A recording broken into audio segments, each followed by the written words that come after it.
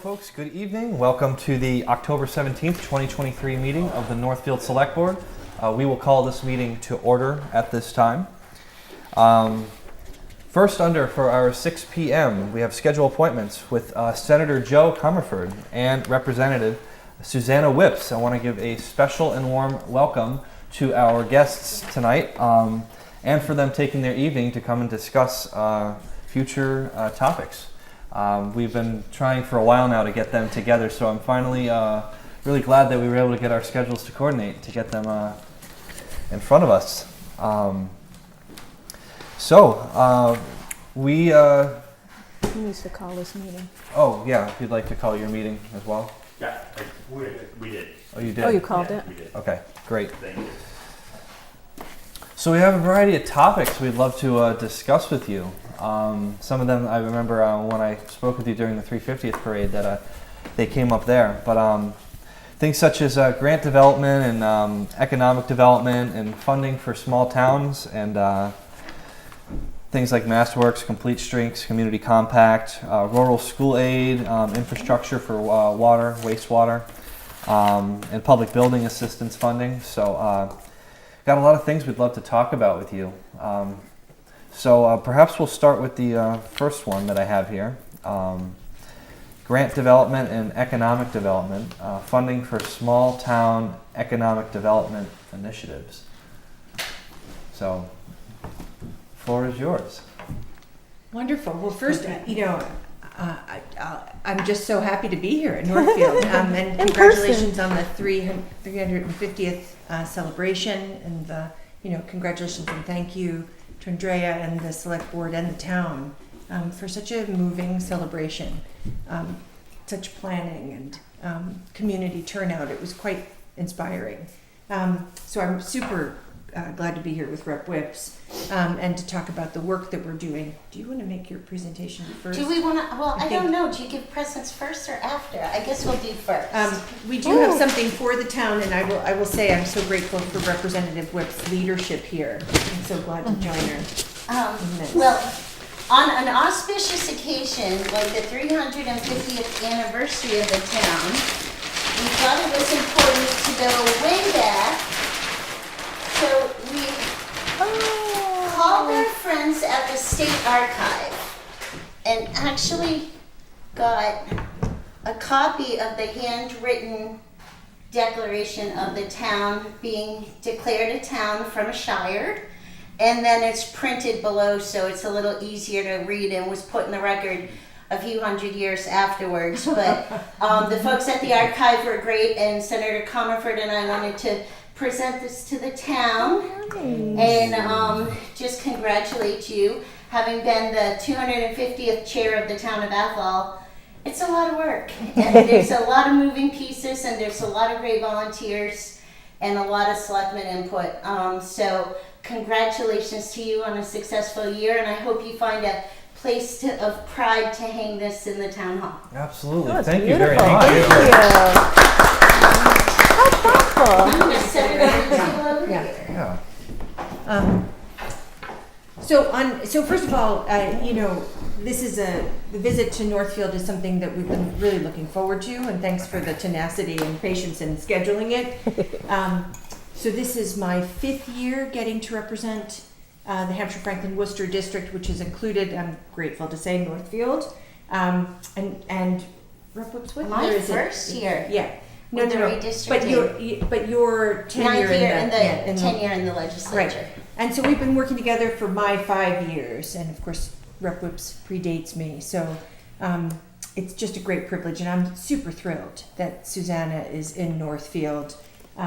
We have a lovely partnership, and it's been fun to be able to build it now with Northfield in mind.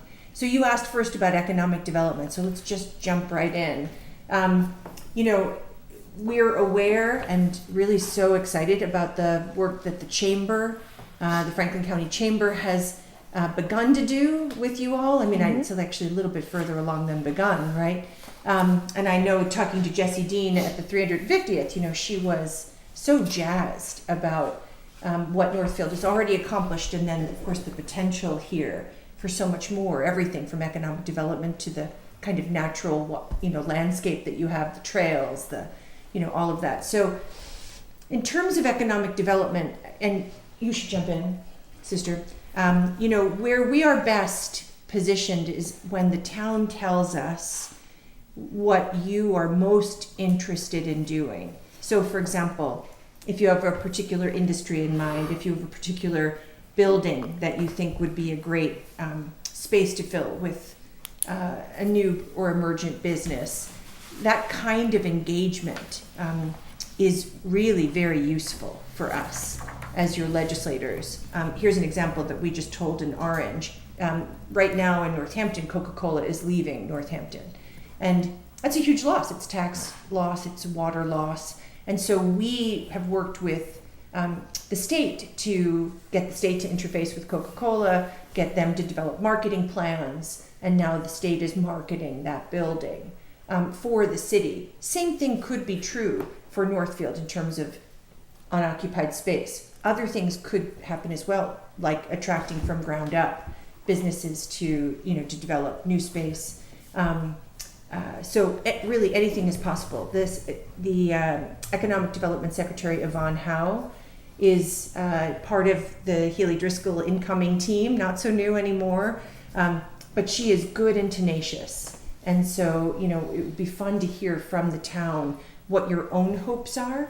And we can both invite Secretary Howe and her undersecretaries to be interested, as you've done in the past with other secretaries, I know. But we can also, look with you, and thank you for your service to Andrea and to the Select Board. We can look with you at appropriate grants in the One Stop family that would be potentially useful. So perhaps we could, not that I don't want to talk about what we could do, but it would be really exciting to hear what the town's interest is. So I remember within the last year, at least a year now, I remember having conversations with our town administrator that it's really hard for her to do what she does in this town and also to chase grants. Yeah. So you really need to hire a grant development director. Yeah. And so that's exactly what we did, and we hired a very talented behind you. individual behind you, Miss Mallory Sullivan, who has done a fabulous job in getting, finding money and being competitive and doing what she does, which it's an art, it's a talent, one that I know very little about, so I don't have much to really say on it, but I would say the first step that we've done is in this process is finding somebody who has the drive, the education, the knowledge, the experience to go after these grants and to keep our area represented and to have that collaboration with our town administrator. And probably, of course, having that collaboration with yourselves as well. So this is great, and Mallory, it's wonderful. So there's numbers of ways that we can go forward with Mallory and, of course, Andrea and the town. We have developed a pretty good working relationship with state agencies and some federal agencies, and we have a series of grant workshops that we've done because we believe that it's too hard for small communities to understand who to write to, what the parameters are, how to be successful. So we can certainly deliver those recordings to you, the ones that we've done this year and also last session, so we partnered on that. But then more specifically, where we can be very useful is as the town develops, and I'm sort of turning around because I know I'm talking about you, if the town develops a blueprint of areas that you want to focus on, you can tell us what you're interested in.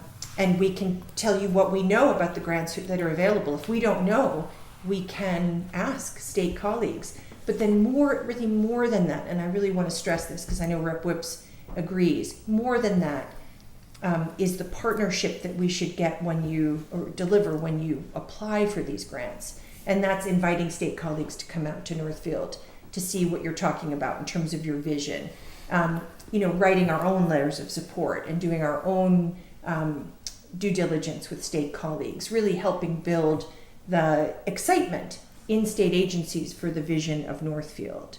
And you're right that a lot of it depends on someone, crystallizing a vision like Mallory's going to do. Like, oh, this is the vision. We want to do this. Yeah. We want to do a park. We want to do a trail. We want to invite these kinds of micro businesses, whatever your ideas are.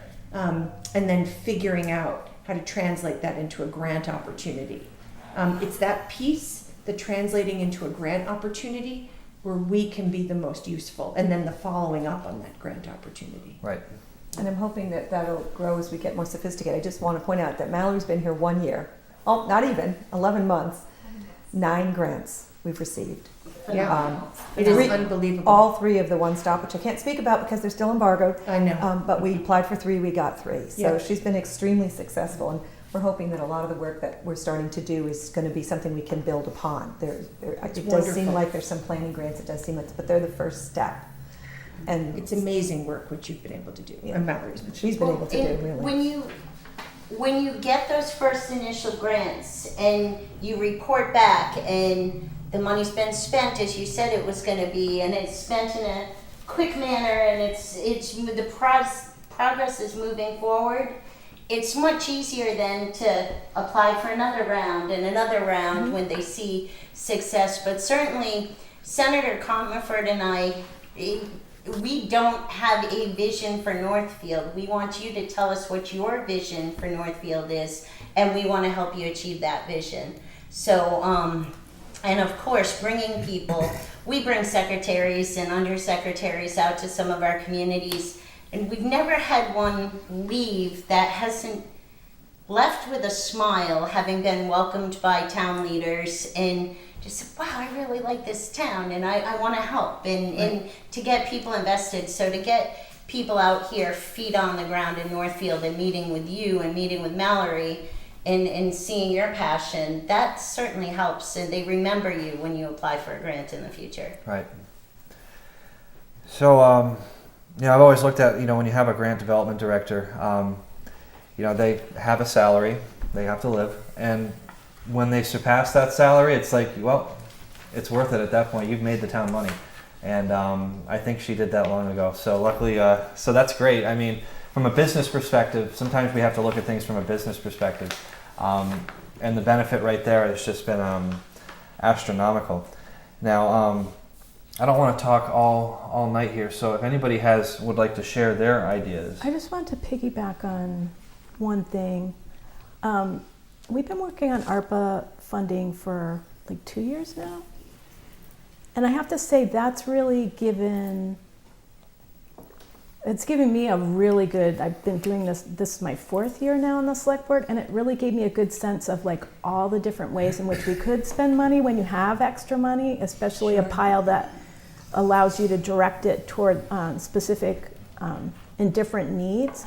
So we've covered a lot of infrastructure that I think is important in the long run, both for the town but also for economic development. And part of that, that Mallory actually did a lot of, came up with the whole description and has been administering it, is a storefront improvement program. So that's been super popular. We are able to get a lot of, some of it's just signage for the people, for the businesses, like at Cameron's Winery, the chamber event that was there, and painting facades, changing out windows to things.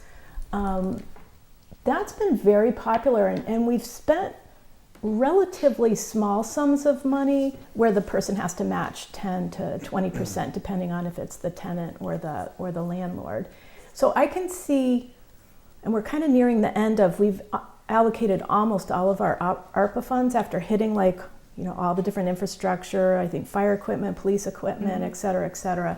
So whatever, you guys have been super duper creative. I know, because I see all the bills coming through and all the emails from your offices. And I think if there's any other program that allows us to just kind of continue some of that effort, like the storefront improvement, I think there's more, and it's actually got some of these store owners and business owners thinking. One other thing that I've noticed too about business, and then I think Sarah should weigh in because she's actually chairing the new economic development committee from this year, but there's a lot of wellness business owners in town. We have an awful lot of massage people and yoga people that I discovered, and physical therapists as well. And one of them was actually looking for some new space after kind of recovering from COVID hitting her business. So that's just a couple of ideas, but I think a lot of what ties together too, I'd be remiss if I didn't mention it, is the Shell Bridge. Speaking of major grants. Third time around, hopefully that's the charm, because that's going to knit together and draw even more recreation into the downtown. And that was a vision that we talked about over 2 years ago, especially when the open space recreation plan came out and we started negotiations with First Light. It was deemed really important to have something going on at the north end of town and start tying in state property, town property, First Light property into some like a recreation hub that then gets people on both sides of the river and going up and down Main Street, especially families and people in wheelchairs and baby carriages and things like that. So that's my perspective from the last couple of years, but I know Sarah's been chatting with a group of folks in the last few months, right? It's like been 6 months? Not quite. Yeah. But so I'm chairing the Economic Development Committee, which has citizens who are business owners and who are starting businesses and just people who are really interested in the town in general. And one of the kind of enduring themes that we've seen is the idea of the trails to Main Street. And a kind of a wish list kind of thing is something like a botanical garden. So looking at things, at ways that people can bring money to Northfield without destroying its natural and its historical beauty. That's been one of the enduring themes. When we're talking about grants in general, though, one of the main concerns are the sewer and water issues that are going on right now. And these are issues that will take money out of the pockets of individuals. And when we look at, I was just at the engineering, the sewer engineering report, which posited tripling of the sewer bill within the next few years. And that, our families, some of them are on fixed incomes. And that's not just going to upset people, that's going to drive people out of their homes. Right. So when we're looking for grants and stuff like that, one of the things that we need to look for, it's on the list, is infrastructure grants. And I know that we've already used up our one-stop grant, so we need to maybe look further, maybe look at federal money, big funds. Yeah. And then also at help for our citizens, because the sewer has to be done. So it's not like we can push it off or push it down the road anymore. It's been pushed. And so those millions of dollars are going to have to come from somewhere. Realistically, rates will go up. And so we need to look for ways to help our citizens. So when I would love a greenhouse or botanical garden, or, of course we want to bring business, and we're talking about all those things. But when we talk about stamping out the fire under our feet, that is really important. Well, I'm gonna pop in quickly and say, because I'm in the water and wastewater business, when it comes to advocating for money, I hand it off to my colleagues, and even Natalie Blay would step in on the House side for me. But to avoid any appearance, because I do build equipment for that industry, so I don't want people to think there's a reason I'm staying out of the conversation. But Sue, I'll talk clean water all day. I'm not going to talk sewage, so I'm going to hand that off to my colleague with that understanding. Yeah, no, I mean, so we've had some good, I think, conversations, and I do think we need, one of the things I was hoping we could take away from tonight is we need a deeper, more far-reaching conversation around the town's interest. The different entities, providing the services currently, where all of the challenges are. I think seeing them all at once and understanding, the different services, where there are gaps, what the current estimates are, where there are opportunities. That's going to be super important. So we had a recent, pretty good conversation, but there's a lot of follow-up that we have to do to understand how to be most useful. Right, we had a meeting with your office and representative from your office, I believe, was there. Yep. And Karen, And from, Karen. from the sewer Exactly. commission to talk about some We talked about steps. RCAP, RCAP solutions. We talked about USDA. The stack of funding that's going to be needed. All of that. And it was just before the asset management plan was presented, so now we have a little more data, but I think the intent was to set up a meeting or set up getting you that information Exactly. more specifically. Exactly. Like from the management plan, Right, the real and- numbers and a path forward. Exactly. And I would love to actually come in person and do a really deep dive, the whole map of water sewer here. And I mean, again, It's complicated. it is complicated, right? But we've been in different parts of this conversation in the last 4 years, before COVID, and then a break during COVID. But it would be really beneficial to hear the town's perspective on the entire map of it, the service provision. So that's like when you talk about infrastructure in towns that are hundreds of years old, finding ways to modernize them from a historical perspective is one thing, but also from a public health perspective is a whole other argument to have. So as I've said it so many times over the past 5 years, and also during my time on the sewer commission, when we as a society thought differently back then about how we create emissions, burn things, and dispose of waste. Sure. Back in a time when there were no rules, regulations, or really any care. People didn't really think about that back then. And that, unfortunately, was the mindset behind the design of that plan. It goes back to that time. So trying to factor in that design and technology in 2023 with ever so strict environmental regulation guidelines is something that has been on the back of my mind for the past 5 years. Well, I know from your work too, we're not the only town on the Connecticut who's going through this. No, not at A all. lot of Yeah, them because are. I know you've had forums and things on that for different towns. Yeah, we do really, I look at the economic development, and really without water, sewer, emergency services, we've been trying to come to a consensus on a new building, a place for the emergency services. I mean, without those things in place, economic development could be banging their head against the wall. Sure. That's really important on my, radar. And Sure. on top of that, Bernie, when you anytime you visit a municipality, when I'm traveling and going out and about and doing my thing with my family, some of the first things that you see are like, oh, how old is the police cruiser? Is that a town that's still rocking Crown Victorias?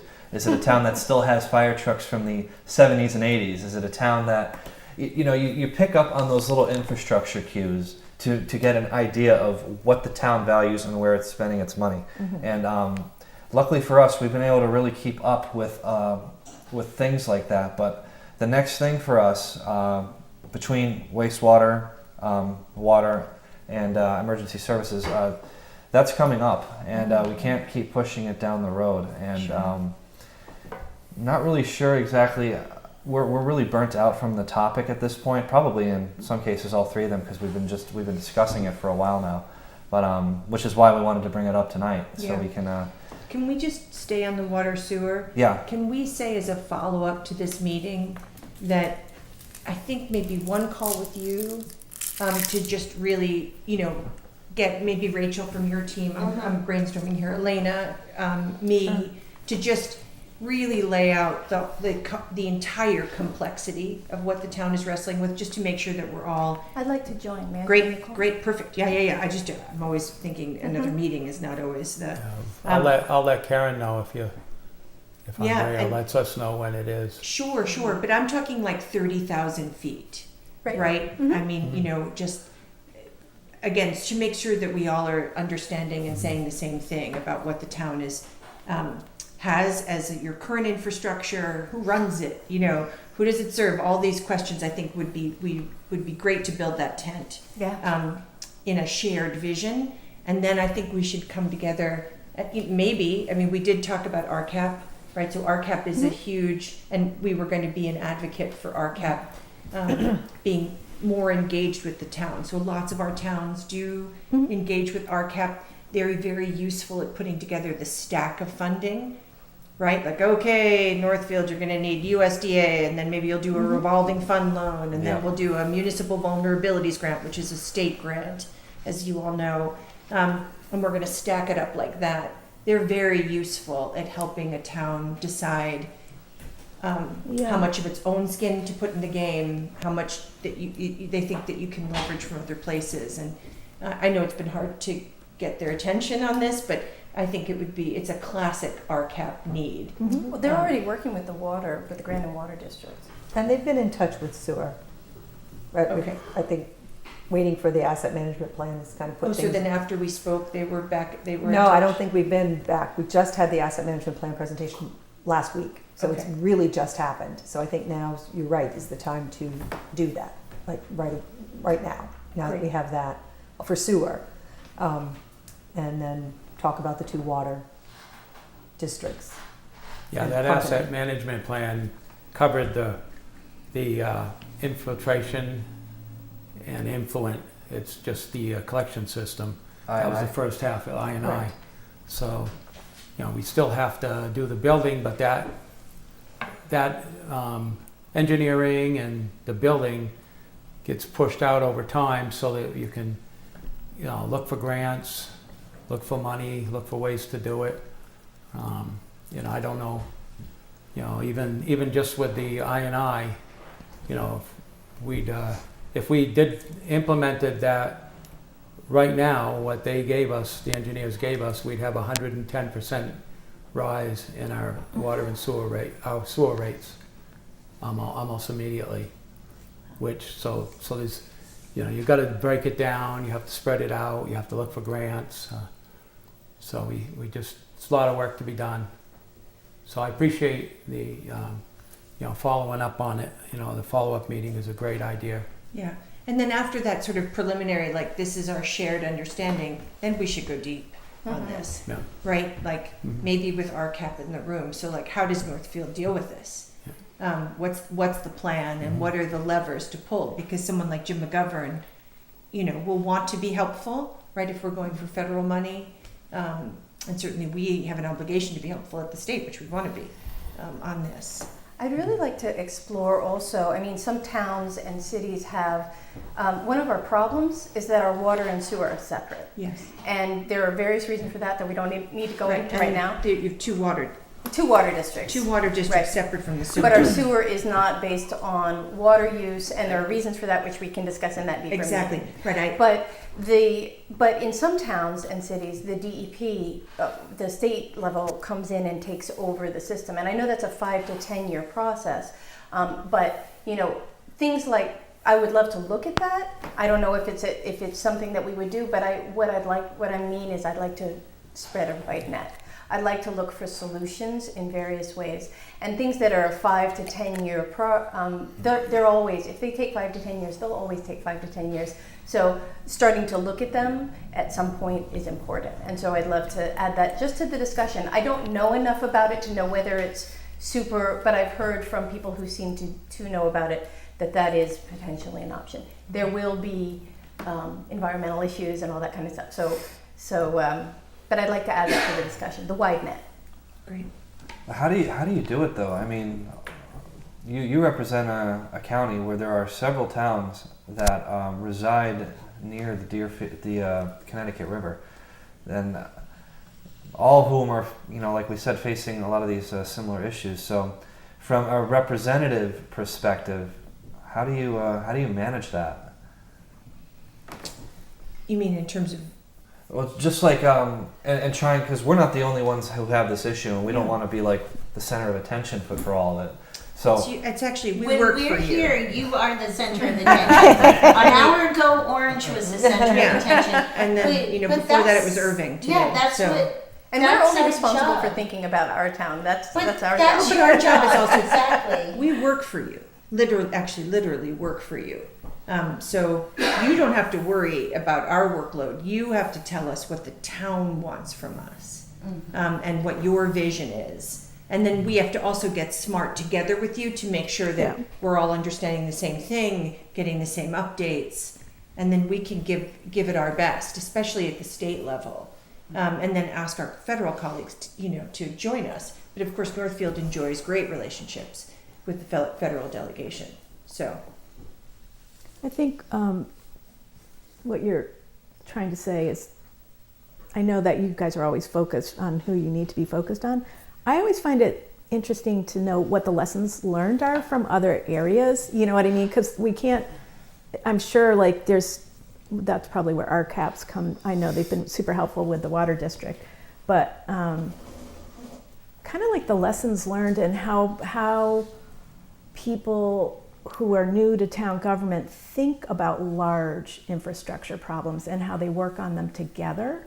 You know what I mean? Because I've done a lot of different things in my lifetime, and then this is like what I'm doing in retirement, and I'm like, wow, this is like one of the hardest jobs I've ever had, and I've had really hard jobs, and I think what would be useful too is how do people think about them, because sometimes, and I'm sure you get this as well, what would be useful to me anyway is people look at all of these things as black and white binary, you got to do this or you got to do that, and it's actually so complex. So I like the idea of doing like a 30,000 or 50,000 foot level that just kind of gives an overall map, and then you can dive down on the different points. Otherwise, if you're always in the details, then sometimes those details are pushing a priority at the wrong time, and it's not to say it couldn't be a priority, but it might need to be a priority based on funding or when a consultant is available, and I find that is always the most challenging part in any of these discussions, is how to sequence the work, how to think about it from an overall standpoint and still go down to the detail level and come back up. That's what I'm noticing. But having a 30,000 view is super important, granted. I mean, I've worked in public health, I understand this. However, we must keep in mind that real people are paying these bills, and there are real people with fixed incomes who are not going to be able to afford tripling of that. So we have to come in and help them. We have to help them on the town level, but we also need to work to help them on the individual level if that's necessary. No, I completely, I understand. I mean, we're homeowners. I know, you can feel my passion. Joe and I, we pay ours, well, I have a septic, which is an expensive thing, but we're in a unique position as homeowners and taxpayers in our municipalities and participate. I went to Athol's town meeting last night. They didn't even have enough people show up for a quorum. The first time in my adult life that we didn't have a quorum. But next Monday, if any Athol people are listening, I have faith that people are going to show up. But it's getting people engaged, getting people involved, and educating people, because sewage treatment is like high priority when it comes to public health, when it comes to attracting people. I mean, that's a big deal. And I think, getting people on board, getting people to understand, but also hoping that perhaps there is a federal infrastructure bill. Yeah, that's going to come. And if it doesn't do sewage, maybe it will do a municipal building. Maybe it will do clean water. Maybe it will do this. But it's really important that all of our elected leaders look at all of our communities and all with similar problems. But it's not one size fits all for our solutions. And what works in Royalston might not work in Northfield, or it might be a perfect model for Northfield, or what works in Greenfield won't work there. But that's something we kind of keep in mind, and as we're in meetings with certain towns, we're talking to the folks in Irving, and Wendell comes up when we're talking about pilot money and the amount of state-owned land, and they're very comparable towns, and so we're able to say, oh, well, we were able to do this over here, so I mean, we can't wave a wand and solve all of your problems, but we certainly want to know what your priorities are. And when we have multiple organizations, agencies, or town departments coming to us for things, we'll always go to the town administrator first, because a call from a fire chief saying, oh, we really need this, we want to make sure that the 60 grand we might spend for a fire truck from the chief, 60 grand might be needed for something else. So we always try to have one key liaison in town that, hey, we want to work on this if the budget allows or if something allows. But we're really invested in making connections as well, in whether it's with the Congressman McGovern, who's been a fantastic partner, you know, and relying on, you know, there's sometimes a town just surfaces with a problem, whether it's a cleanup after a fire, whether it's a bunch of busted water mains. When you go to the floor, either in the Senate or the House in Massachusetts, and you're like, my community's got a problem, our colleagues will back us, because when their community has problems, we will back them. So I mean, I'm not saying we're gonna wipe away everybody's sewer bill, but we certainly can look at a bunch of different options and work with, you know, your town grant writer and try to find things. And if it's not sewer money, it might be something else that you were planning on spending that we might be able to save that, and you can transfer some money over to that. So We just have to protect, as you know, we have to protect Absolutely. our citizens. That's one of our main jobs. Right, and I Absolutely. want to be really clear. My request for the sort of deep dive, 30,000-foot deep dive, that sounds like an oxymoron, is not because I don't care about individual ratepayers here in Northfield. It's because it's really important, right? So we got this approach from Karen on this particular problem, but we also know that there's some intersecting issues here. Yes. That we want to make sure that that Andrea, that the select board is, you know, sort of like telling us, okay, this is our analysis on the problem, right? Because otherwise, if I work on one small piece of it, I might not be getting the full direction from the select board, from the town leaders on this issue, just as what Rep was saying. So if they're not mutually exclusive, we really do need to get a lay of the land on this problem that is with this latest chapter in. Well, this kind of ties into another topic here on getting support for grants that the small towns rely on, such as Mass Works, Complete Streets, Community Compact. We've had great success in the past with Mass Works. So Well, we've been using all of them. yeah, Yeah, they've been great programs. I think the thing to mention here, and I think you kind of touched on it before we switched to talk about the important sewer discussion, is one of the things we've been able to do is use some of our ARPA funding to leverage here, and even be grant matches, because a lot of these grants will say you need to give 10% or 20%. Yep.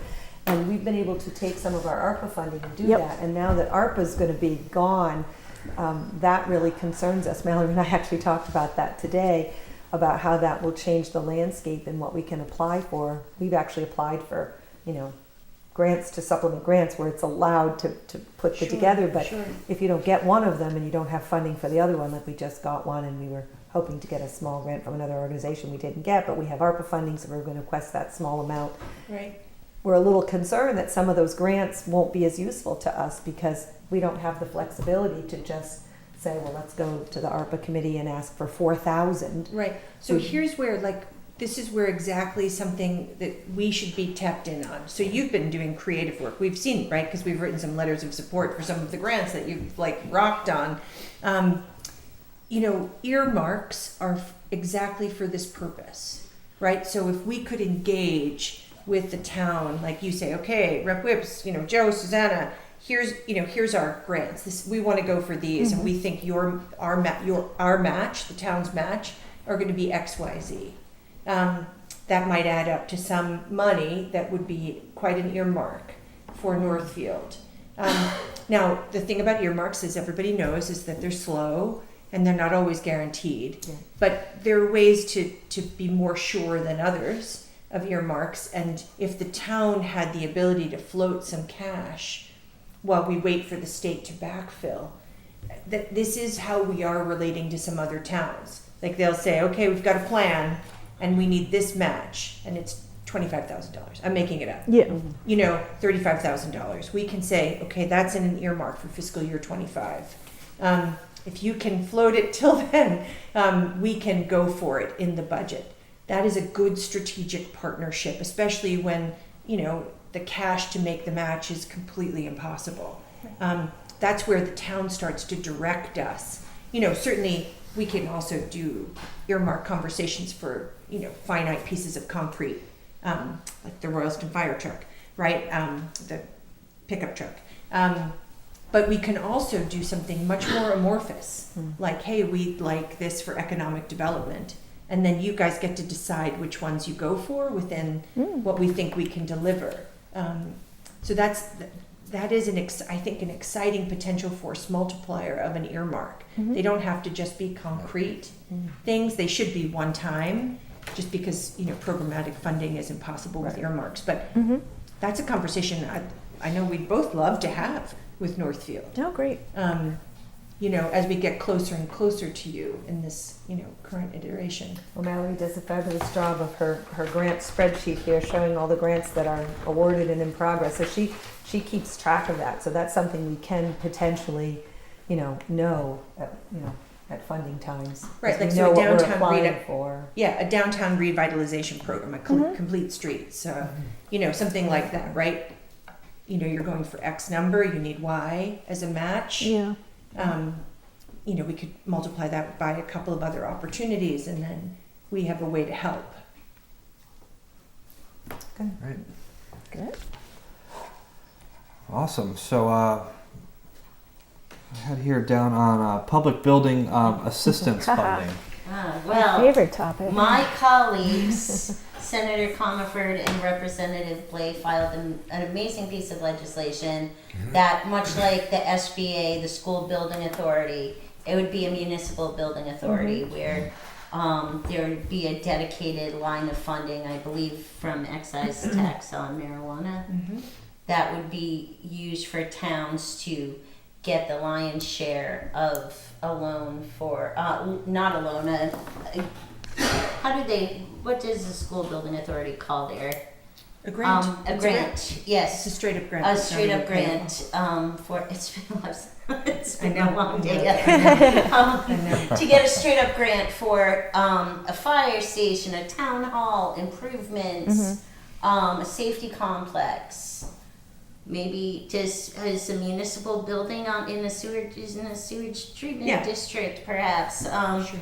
But it's Water treatment. it's gotten a lot of attention and a lot of positive attention, especially, from our rural colleagues, our Western Mass colleagues. So I'm excited about that, and I believe it's had a hearing and it was voted favorably out of committee. Not yet, but Not it yet. has had a hearing. Okay. But so here's, we're probably going to say this a number of times to Northfield. There are ways that we can partner with you effectively, like this conversation around the water, or a real economic development partnership where we understand a potential earmark. How you are the best advocates for the sort of statewide stuff is really making your voices known. You have the hardest jobs in the world. I agree with you, by the way, that it's harder than anything. Like you're in retirement, you're saying, "Oh my God, this is the hardest thing." Municipal jobs. In a good way, but it's definitely it's complex. No, it's beautiful, yeah. but it's hard. We had a very hard day today. I mean, speaking of hard days, Yeah. just from a select board perspective on things that just happen in this town. Yeah. And I'm exhausted from it. So I keep yawning. So. Yeah, no, I mean, it's the hardest job, truly, in government, I think, is local officials and volunteers and staff of a municipality. So this municipal building bill is, as Rep. Whip said well, is a real contender.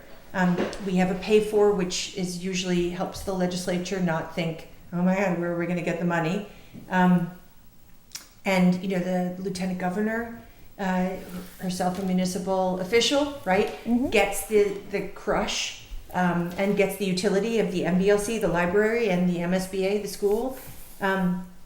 So we could do this, but really it will take significant advocacy from select boards, from communities, both to the committee chairs, but also to the governor, to the lieutenant governor, saying, hey, we need this. We have no funding for municipal buildings. It all comes out of our budget. It's impossible to do while we keep, teachers employed and firefighters and police, and you've got to pass this.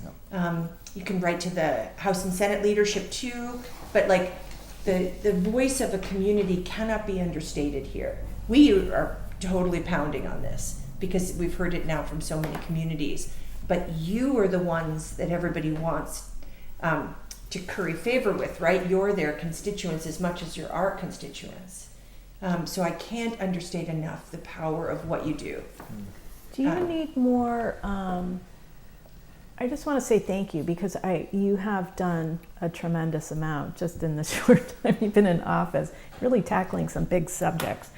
Do you need more participation when it comes time for testimony before the hearings? Because I've been following certain bills, and then oftentimes they come up, and both offices will send something out like, it's happening on Monday, and we need people to go and Zoom in. You can testify remotely now. Yes. So you can sign up, which it has Great. allowed Western Mass a seat at the table that we've never had before. Yeah. Because to drive 3 hours, find parking, make your way to the State House, sit in a hearing room about this size, and wait hours to be able to sit and give 3 minutes of testimony. Some people just don't have the resources to do that. So where you can come on to any hearing in the state and sign on and just wait your turn and do a load of laundry or do something else around the house or be in your car and be able to testify, it's a real game changer for Western Mass. Yeah, I can't underscore that enough. Yeah, I've been using the My Mass Legislature where you can actually just do your writing and submit it right online. That is useful, but it's so much more useful if you tell us that you've done that, right? Okay. Send it to us, because then we take it and we go, Oh, you add this to is it. from our select board friends. Yeah. And we got to report to these people. That's how the legislature works. So we see it. Yeah. I see sometimes you're Yeah. coming through because I get CC'd on Yeah. that app, and that's useful. But if the select board would take a position, Gotcha. and you as a town government would write to the legislature, it doesn't have to be a long email, right? It can just be like, pass this municipal building bill or pass the rural school bill. We'll consider doing that, Andrea, then. We'll get a letter. And we're happy to give you talking points. We could do anything you need. Again, you don't have to be the experts. What you have to do is tell the legislature and the governor and lieutenant governor that you need this bill. What your needs are. Yeah. And collective action is really powerful. I can't underscore that enough. And we do ask people to testify. So, for example, on the municipal building bill, Royalston, Bernardston, and Ashfield, and Amherst also testified, but they weren't part of the panel. We wanted smaller towns, and so Amherst testified. And sometimes we make asks, but you can also say, hey, put me in, because that's like a great thing. Okay. Hearing a personal anecdote over getting a million emails that I'll read. Dear Representative Susanna M. Whips, Ethel. I mean, the minute you open the email, you know template. this is somebody just signed up on a website and they're just going to cycle through. But for somebody to write you an email and say, this is important to me or my community because of this, that resonates with us. That sticks with us more than the 100 form letters that you can go to websites and have sent automatically to us. So always let us know what you're thinking. Okay. And when the town acts, that's even better. And you tell us that you're acting so that we can tell our colleagues, hey, we heard from Northfield. This bill's really important. Like it could be it could be passing in the hall. I get to, like, Madam President, I heard for 4 towns, from 4 towns, they really need this bill. It's like a seed, right? In that you have to say something 7 times to 7 different people, right? To get the juice flowing and the social and political reality to be popping. But if you take a vote to send the letter, so you can say, on April 14th, the Northfield Board of Selectmen voted to endorse this bill. That's huge. That's everybody coming together and saying this is important to our community. Okay. Great. All right. Yeah, I always find it. I think the last time you were in front of us, I forget what we were talking about then, but I always learn as I've been doing this. I always learn a little bit more about how to really understand and interpret this position, and I think you could probably say the same for yourself. When you first started this, you're like, okay, like I know what I'm going to do, and then 5 years later, wow, it's evolved a little bit, and the learning process and what you're telling us what we need to do, and it's just like, wow, I actually learned something about what senators and state reps do. So It's totally true. You're completely right. But we continue to learn every day. Too. Every day. Yeah, That's what I'm saying. I learn every day about what works and what doesn't. So that brings us to our last topic here, which is talking about rural school aid, which is another biggie with our enrollment issues regarding some districts. So we thought it was necessary to bring that up and see what's come across your desk involving rural school aid. Sure. So this session, the legislature has appropriated $15 million for rural schools. That's a pretty significant jump, although not up to 60, which is what the rural schools report tells us is needed. There is a bill in. It takes the 38 recommendations from the rural schools report and puts them in legislative language.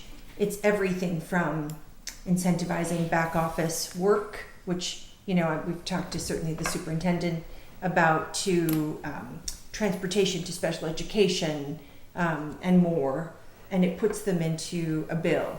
That bill will have a hearing at the end of October. This is, speaking of, potential panels, if Northfield wanted to work in the Pioneer District to put together a panel, right? And we could work with the school committee, superintendent. As you know, when Secretary Tutwiler was out, we brought him to Pioneer. Yep. Rep. Whips and I. The reason for that is that it is a classic complex ball of a regional school district, trying to build back, also without sufficient funds from the state, sort of against all odds, against declining population, against transportation challenges, all these things, right? And so,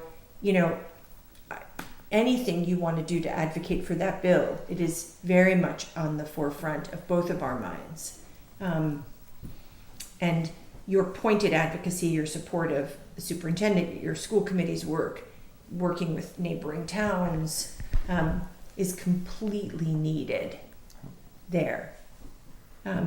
15 million again was a great advance, and I'm looking forward. By the way, we did ask for those numbers. Rep. Whips and I asked Desi to tell us how much it would change Northfield's bottom line. We don't have those numbers yet, but we hope that there's some meaningful difference for the district and the schools based on that leap in funding. Again, not enough, frankly. Yeah, I can just share a challenge in terms of when we were talking about water and sewer and all that. We're going to, so PVRS is doing some visioning and some talking about capital. So their report's coming out on November 2nd. Right. We've been invited to the 6-town regional report on merging Pioneer with Gil Montague. So that's coming up on the 14th. We also... I don't have details on that, by the way. We'll be happy to send them to you, because I think the challenge, because we have no control over it, we obviously have interest in it, and I and my finance committee counterpart, we sat in on all the budget meetings last year with the district, and then looking at the tech school as well, and I know they're going to be increasing their capital. They're going to be building a new building. So we're at the point right now where our budget is about 2/3, give or take, for education, and it's just going up, and it's the solution isn't coming from one educator. It's to me, it's one of those amorphous things that I'm struggling a bit with on where do I want to advocate, and because a lot of the discussion is around education and less about the financing part of it. And so if PVRS is pushing one way, the tech school is pushing another way, and then this other effort is kind of coming along, it's like these are all just going to arrive at more money, period, in 3 different channels. And I don't see the leadership.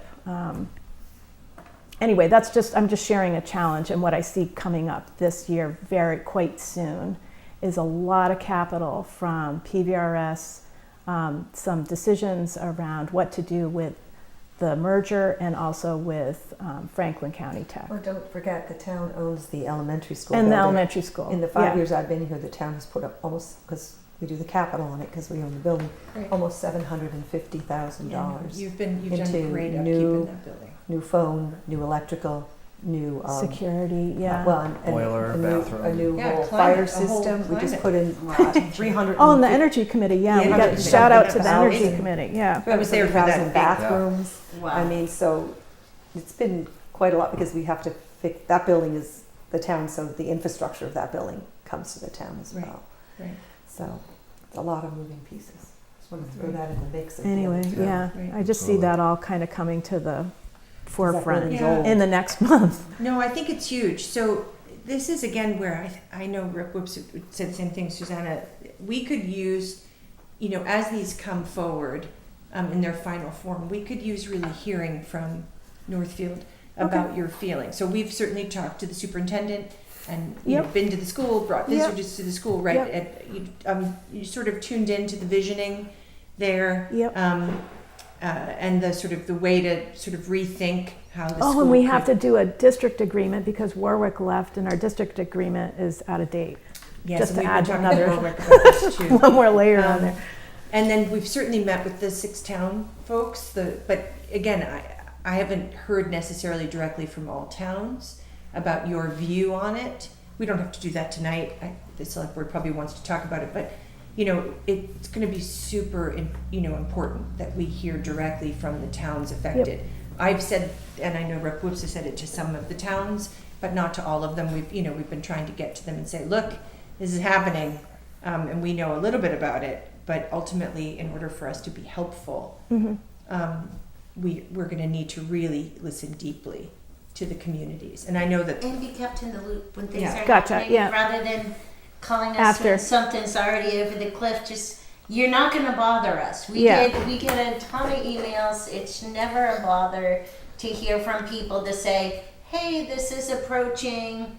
I have this concern. And Yep. it doesn't have to be a board vote to reach out. You're all our constituents outside of the board. So if you see something, certainly keep us in the loop, and we want to keep open communications. Good. Well, I'll forward you that email with that date and that meeting, but I was also told that about a week beforehand, we should be getting their report for Oh, the board good. to review. Okay. They're supposed to send that out prior to So we'll the have meeting, something to so read. I'll remember to forward that as well, which would probably be helpful. really helpful. Yeah. Amazing.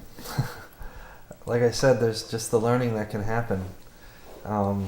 This is good. This is great. So I guess I have one more question, if it could be humored.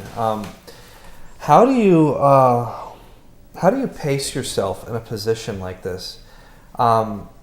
It's really hard sometimes not to get burned out as a select board member with all the things we have to do, and the fact that most of us here have full-time jobs outside of what we do here. And for you, this is your full-time job, and you get a salary out of it, but we don't. So I'm trying to think of how to ask this. How do we just how do we mentally manage what we're doing here? There's so much that we have to do, and I just wondered if you have any tips that you do to try to just like unwind from this at the end of the day.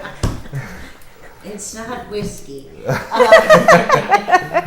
I crawl around in my flower garden in the good weather, and I reach out to my friends and I bake cookies. That's kind of, in the winter I bake cookies. When the weather's good, I crawl around in my yard and I weed and I plant flowers, and it's just my happy place. But we don't, I mean, none of us are in this job because it pays incredibly. Right. And I left a 1.5 mile commute working with my family every day, who I loved working with my family, working with both of my parents who have since died since I was in office, and watching my company grow from afar now, because I give them 3 hours a week, and I'm embarrassed when I go in and there's new employees and I don't know their names.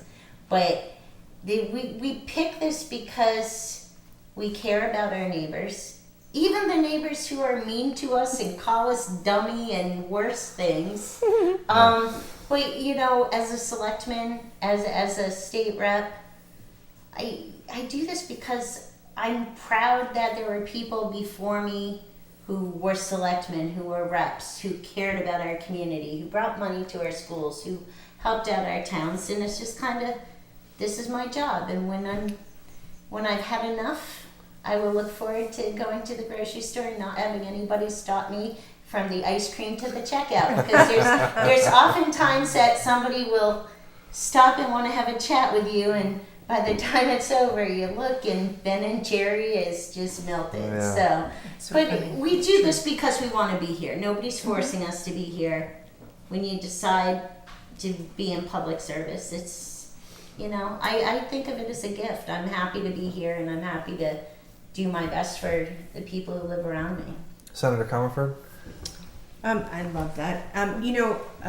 I really appreciate the courage it took to ask that question. I don't know that I have a good answer, friends, except there is you may know it already, there's a George Bernard Shaw quote. It's from Man and Superman, which is a play. And it talks about, you know, I want to be thoroughly used up when I die. Mm-hmm. The harder I work, the more I live. So I think we share a little bit of that in common, meaning we really love this work. It's a privilege to serve you. It's a privilege to work in partnership with someone like Rep. Whips. It's a privilege to try to make the god-awful, sometimes stuck state government move on behalf of people. We believe it can move.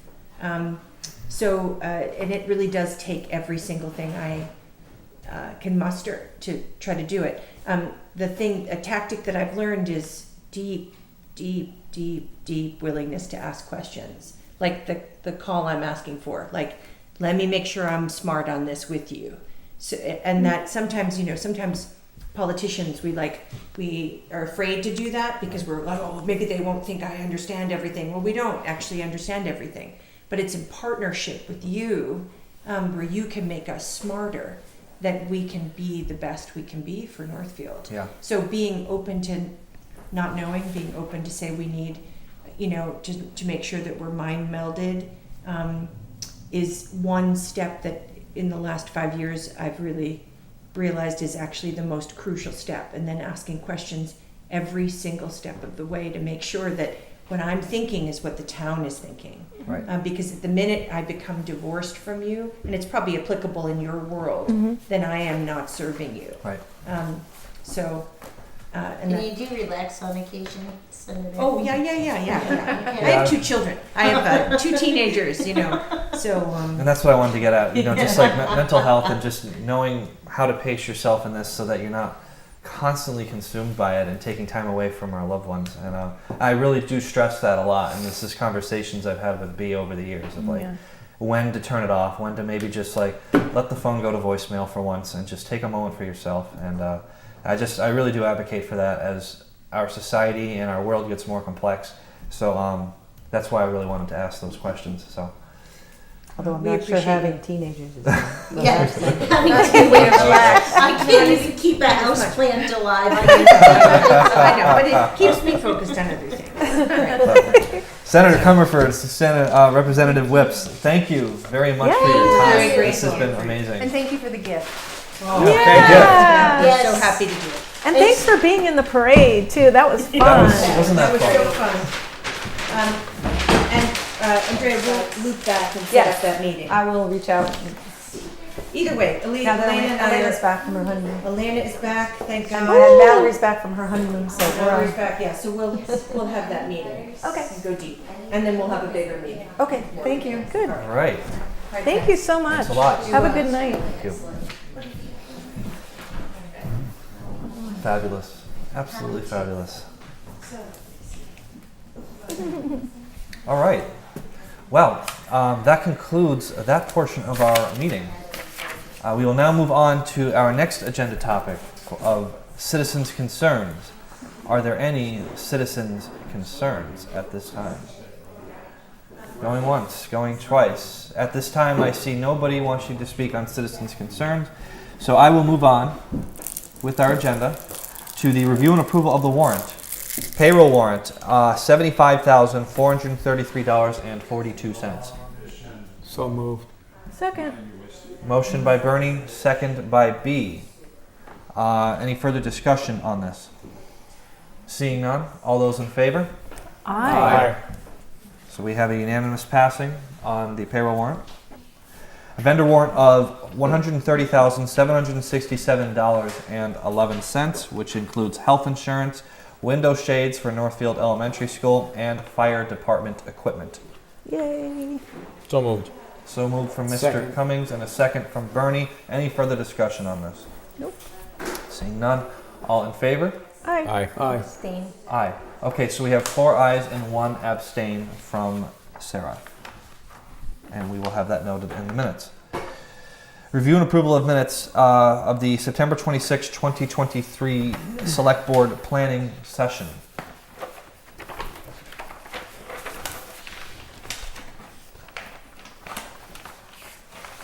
We do get to look at the goals that you brought forth down in the business section. So Okay. This is Yeah. just the Yeah, minutes yeah, of the yeah. meeting. Right. Minutes of the meeting.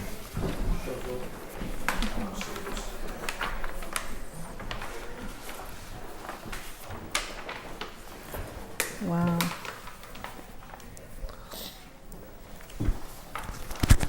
Yeah. That was a long night. They look great. Other than I wasn't there. Okay. I know we missed you, Bernie. Yeah, no. I could have made it for like 7.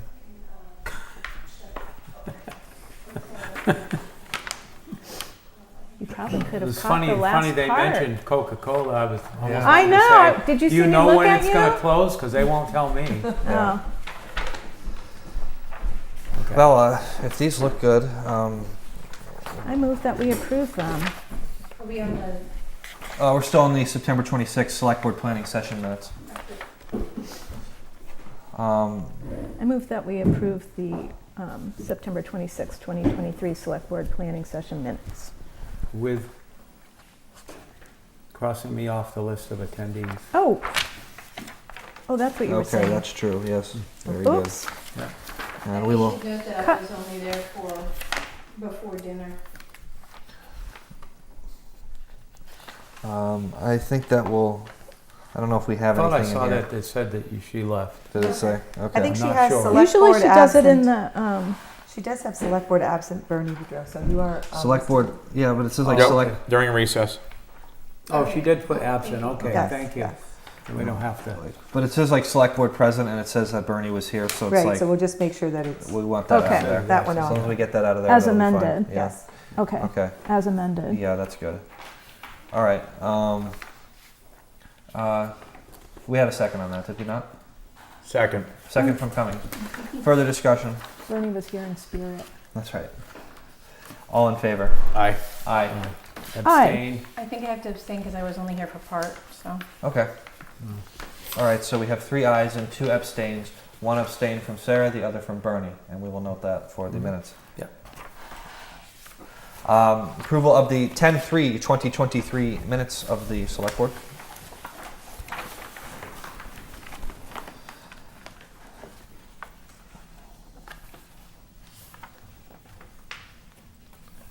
We have the entered times there. Yeah, Heath came at 5:28. Sarah came at 6:08. That's good. I didn't have I any, move that we I didn't have any approve notes on that. the minutes from the 10/3/2023 meeting. Second.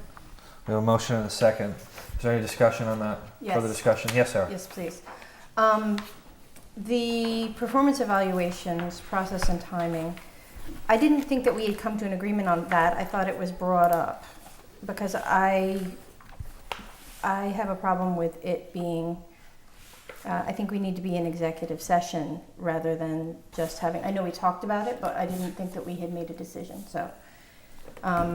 Because that's a change, right? We've done the town administrator's evaluation on the record previously, is that correct?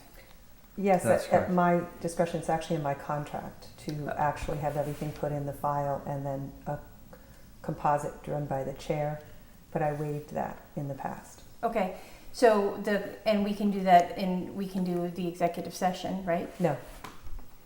Performance evaluations are not done in executive session.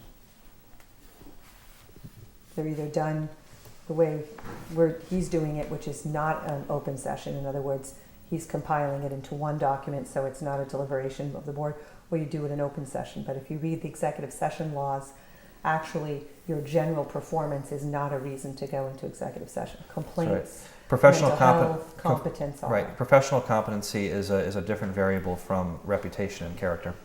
Well, we're on the minutes, so where in the Yeah. minutes are you? That's on page 4 of 6 of the October 3rd, 2023 minutes. Okay. Under a town administrator update, the second Right, bullet says so- performance evaluation process and timing. So I Right, was- but that was the discussion. Correct, and I was proposing that we do it per my contract. It was a yes, but that, first of all, that wasn't clear, I didn't think, in the discussion. But my point about this was just that we had discussed it. I didn't think it was something that had been agreed upon, and it was put forward here as if it had been agreed upon. So I wanted, if it's in the contract, then it's non-negotiable. And it says the select board chair will review. So can you, I just want to make sure are the words accurate? Because I want to make sure we're not rediscussing the topic Right. so much well, we as have just the minutes on here for discussion. So Yeah, I'm but discussing these minutes. Correcting the minutes. Do you know what I mean? Yeah, we can't talk about it because it's not an We agenda can't item relitigate the today. agenda topic. We didn't litigate it in the first place, that's my point. But we can't do it again today, which is the other point. Okay. Can we have this discussion again though? We can correct the notes if something needs to be fixed. Like, what is a recommendation to fix the notes that we currently have? That's what we're trying to do. Yeah. You didn't like the outcome or your... No, it's not that I didn't like the outcome, it's that I didn't think we had come to an outcome. Right, so that's your interpretation, but are the words basically correct and then we need to continue to add it as a topic on another meeting? Okay. Yeah. Could we, because Andrea said that I have different information, can we just table this to the end of the meeting? I'm not going to table the minutes till the end of the meeting. Okay. I just want to get So- the meetings. I want to get the minutes voted on so we can move on in the meeting. All right, So so no.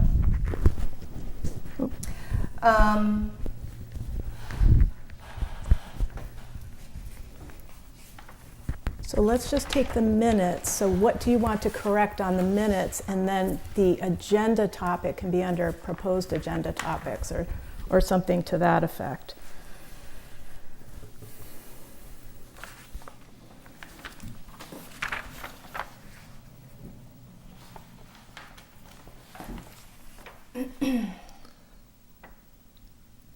Do we have a motion? no, I've not lost yet. track. Wait a minute. Yes, You we do were. have a We do motion. have Okay. a motion. Yeah, There was in discussion. there was a second. Now we're in further discussion still. Okay, well, if we can agree to put it back on the agenda, Sure. Okay, Okay, we will do that. Thank And you. we will discuss this at a later time. But what's here is what's written, it's what was discussed. Yeah. That's all the point of the minutes are. All in favor? Aye. Aye. Aye. Is that an abstain, Sarah? that's an abstain, Okay, thank so you. we have four ayes and one abstain. We'll note that for the minutes.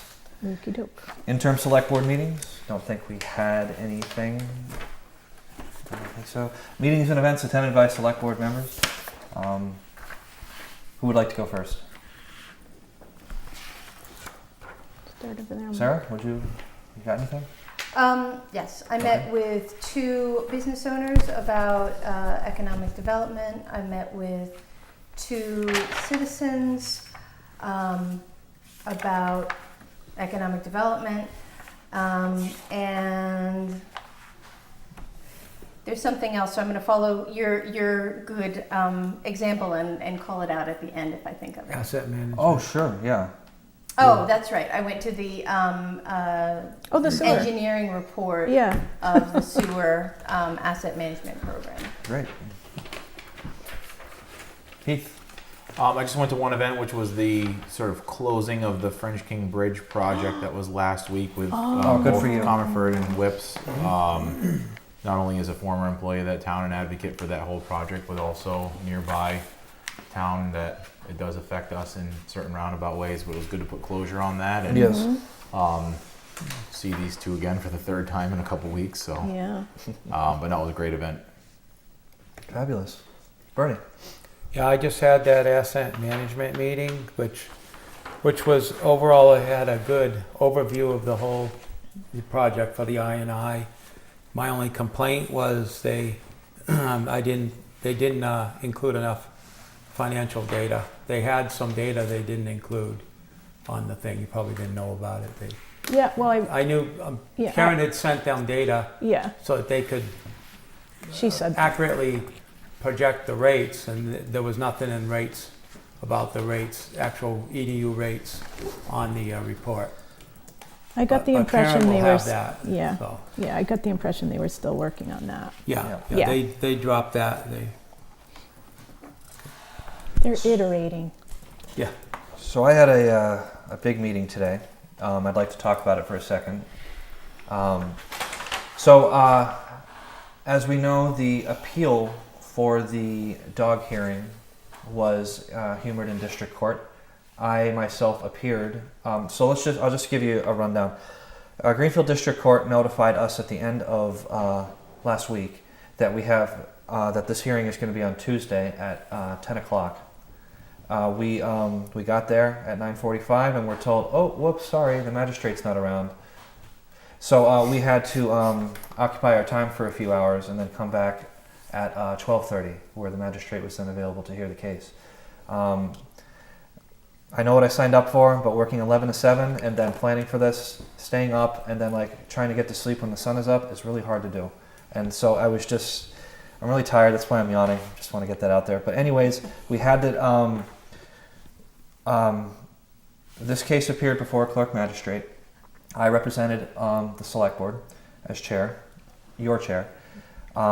It was the dog hearing all over again. I laid down the facts of everything that we did, bullet to bullet, on how the dog hearing was run, what we did, what we have the authority to do under our select board powers, under Chapter 140 and Chapter 30, 30A. I went over all of that. There was cross-examination that existed for myself, for B, for Deputy Officer Dragon, and for Raphael Kinsella. So all of this was discussed. And the victim. Patricia Kinsella. This was all discussed in open session. I shouldn't say open session, but it was discussed in a manner where the magistrate humored and heard everything. It was a very long process. We were there for about 90 minutes.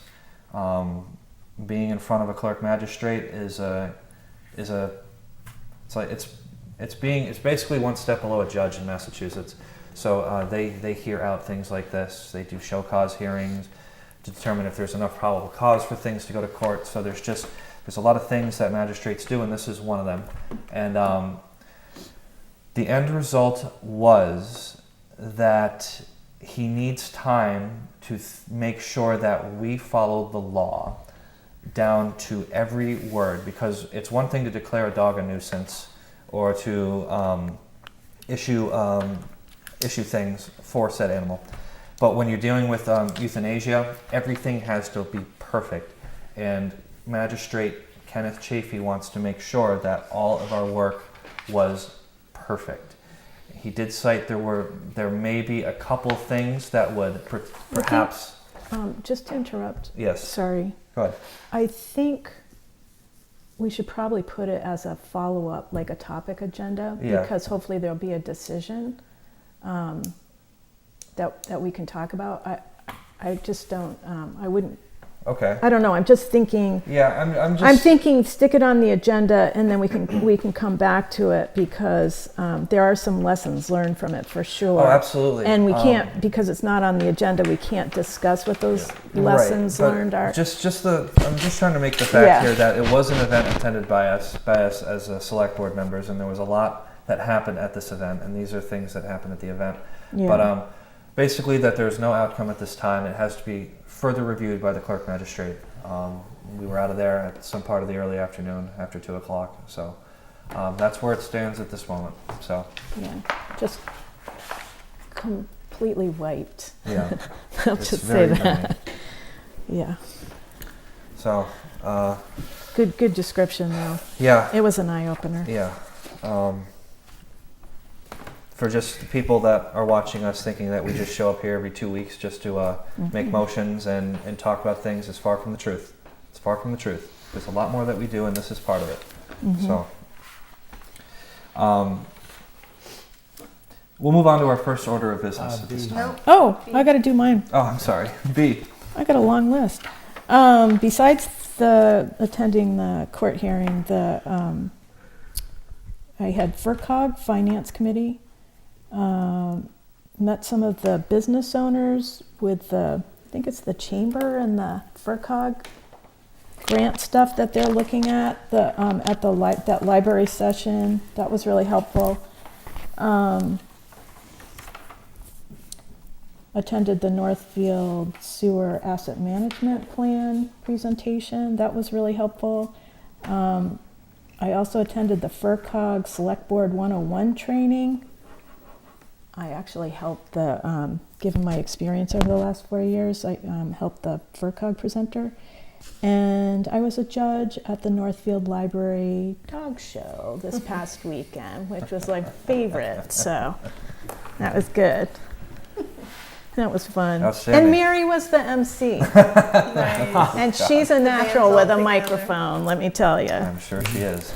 I would have totally gone to that if I was Chair. about it. Chair, I had a request. Yes. We have folks who are here for some specific items. I was wondering if we could move those to emergency services to the top of our business. Absolutely. I will humor that only because we've been kicking this down the road long enough. It's time to get it to it. Let's not keep our individuals waiting any longer for that. I appreciate that. So yes, in our first order of business, we will move to the well, we have two of them. Which Right. regionalization task force? Would that be? Well, No, the there are two committee. of them. The folks who are here are probably interested in both of them. So. Committee. So we'll do the committee members in charge. Is that? Yeah. Emergency Okay. Services Committee. Let's do that. That's the Absolutely. one that's been pushed off the longest. Yes. Yeah. First up on our order of business, Emergency Services Committee members and charge.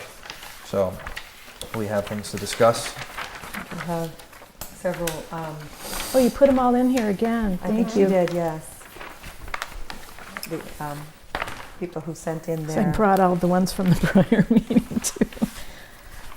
I think the original discussion was to do 3. Yes. 3 citizens. Yes. I looked at them. And we've got Oh, you're- 1, 2, 3. We have 5, 4, 5. 5. And you have 3, 2 members 4. of the Emergency Services Committee and 1 aspiring member here, just so you know. One of your applicants here is actually here.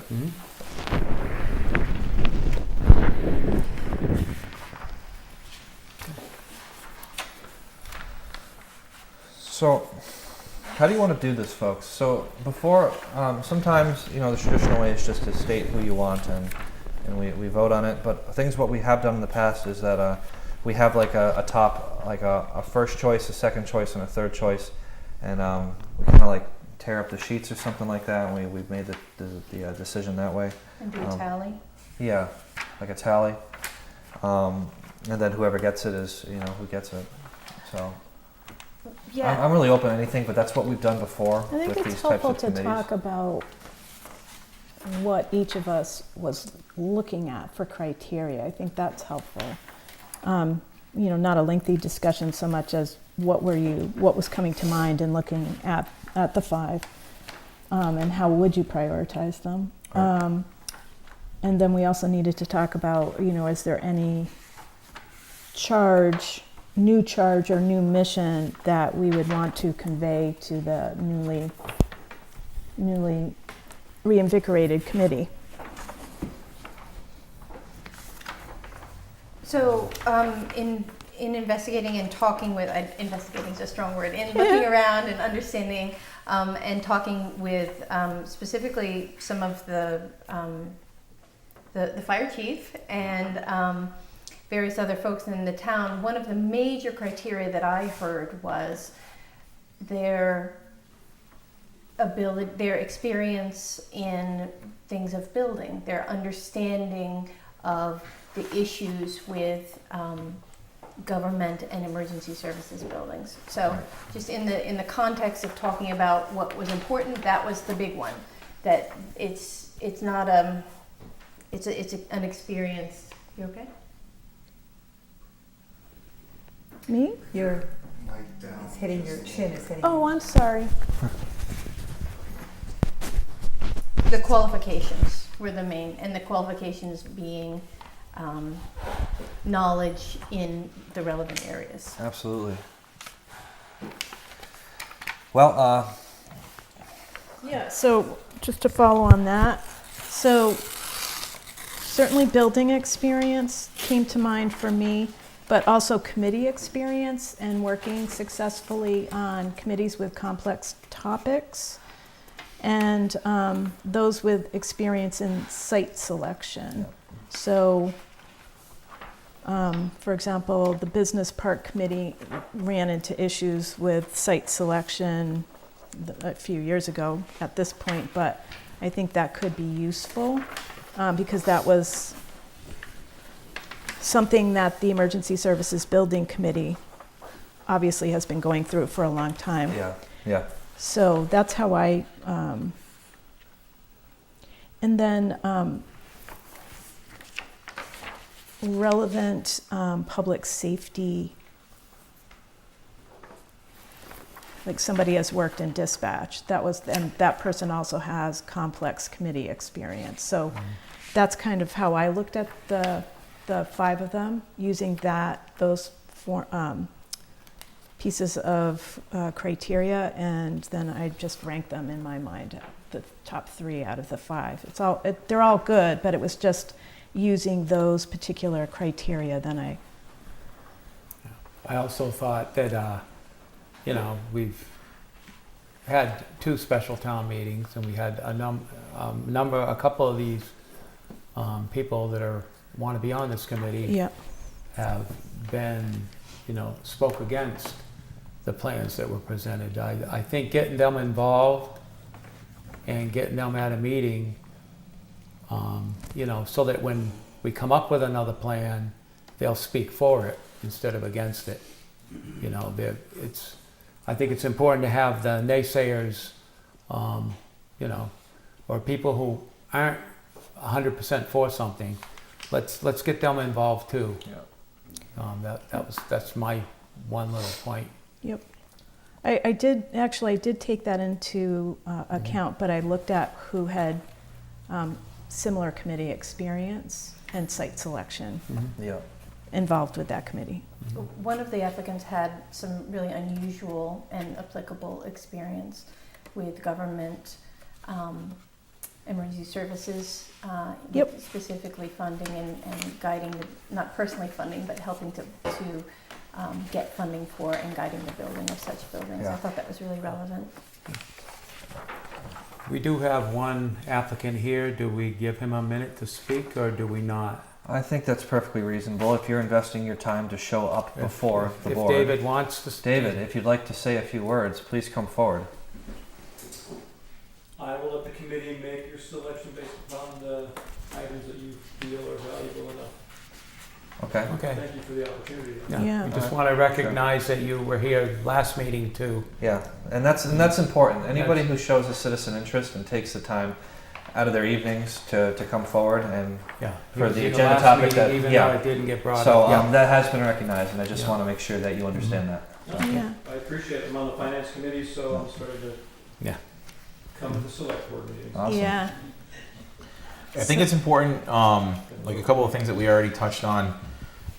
I'm glad some of these people are reaching out now to join this. I think if this would have been approached months ago, we would have had a bit more of a supported effort behind some of the stuff, or at least we would have put the brakes on the project and gone in a trajectory that may have been more agreeable. But either way, we're at this point in this juncture now, so we'll move whichever direction we need to. I think several important things to consider are maybe how some of these people have interacted with this whole project and their passion behind it, whether either for it or against it. I can see that one of the people that are on this list has showed up to a number of our meetings for the committee itself. Howard Hastings has been at a bunch of our meetings of the committee itself, and then was online, was in person, so I mean he was there quite a few times, has shown interest. Several of these other people that are in this, both Bordner, Barry and Brian, both of them have extensive amounts of experience. Both were very vocal in the processes every time something was brought up on this. So I think they both make great cases to be on this. I know that Barry has extensive experience with building several different facilities and has a lot of technical knowledge as well. He was also on the business park committee. Yes. So the precursor to some extent, to a portion of economic Right. development. And I know that he had to express some concerns about site selection. Yeah. So, but I will say I've worked with both David and Tori. Tori has spent the last year on ARPA and the storefront committee. She's been incredible, and she brings a public safety perspective to all the purchases that we've looked at. So she's really familiar with weapons, for example, and EMT and dispatch stuff. She's also on ConsCom. which Yeah, is she's on a really lot of useful. other. She's on the cultural council too. Yeah. She's one of those people that whenever I go to a meeting, it's like there she is. Yeah. And David's on the finance committee, so I think it's nice to continue to have more representation from finance, because that's where a lot of the concerns are coming from. So Rip. Okay. Gonna put our three people in. three choices that we'd like to see. I'll pass those down to Andrea. Oh. I'm just gonna list all three of mine in one piece. Oh yeah, that's That's what I did also. probably a good idea. I don't know I why. put them in the order.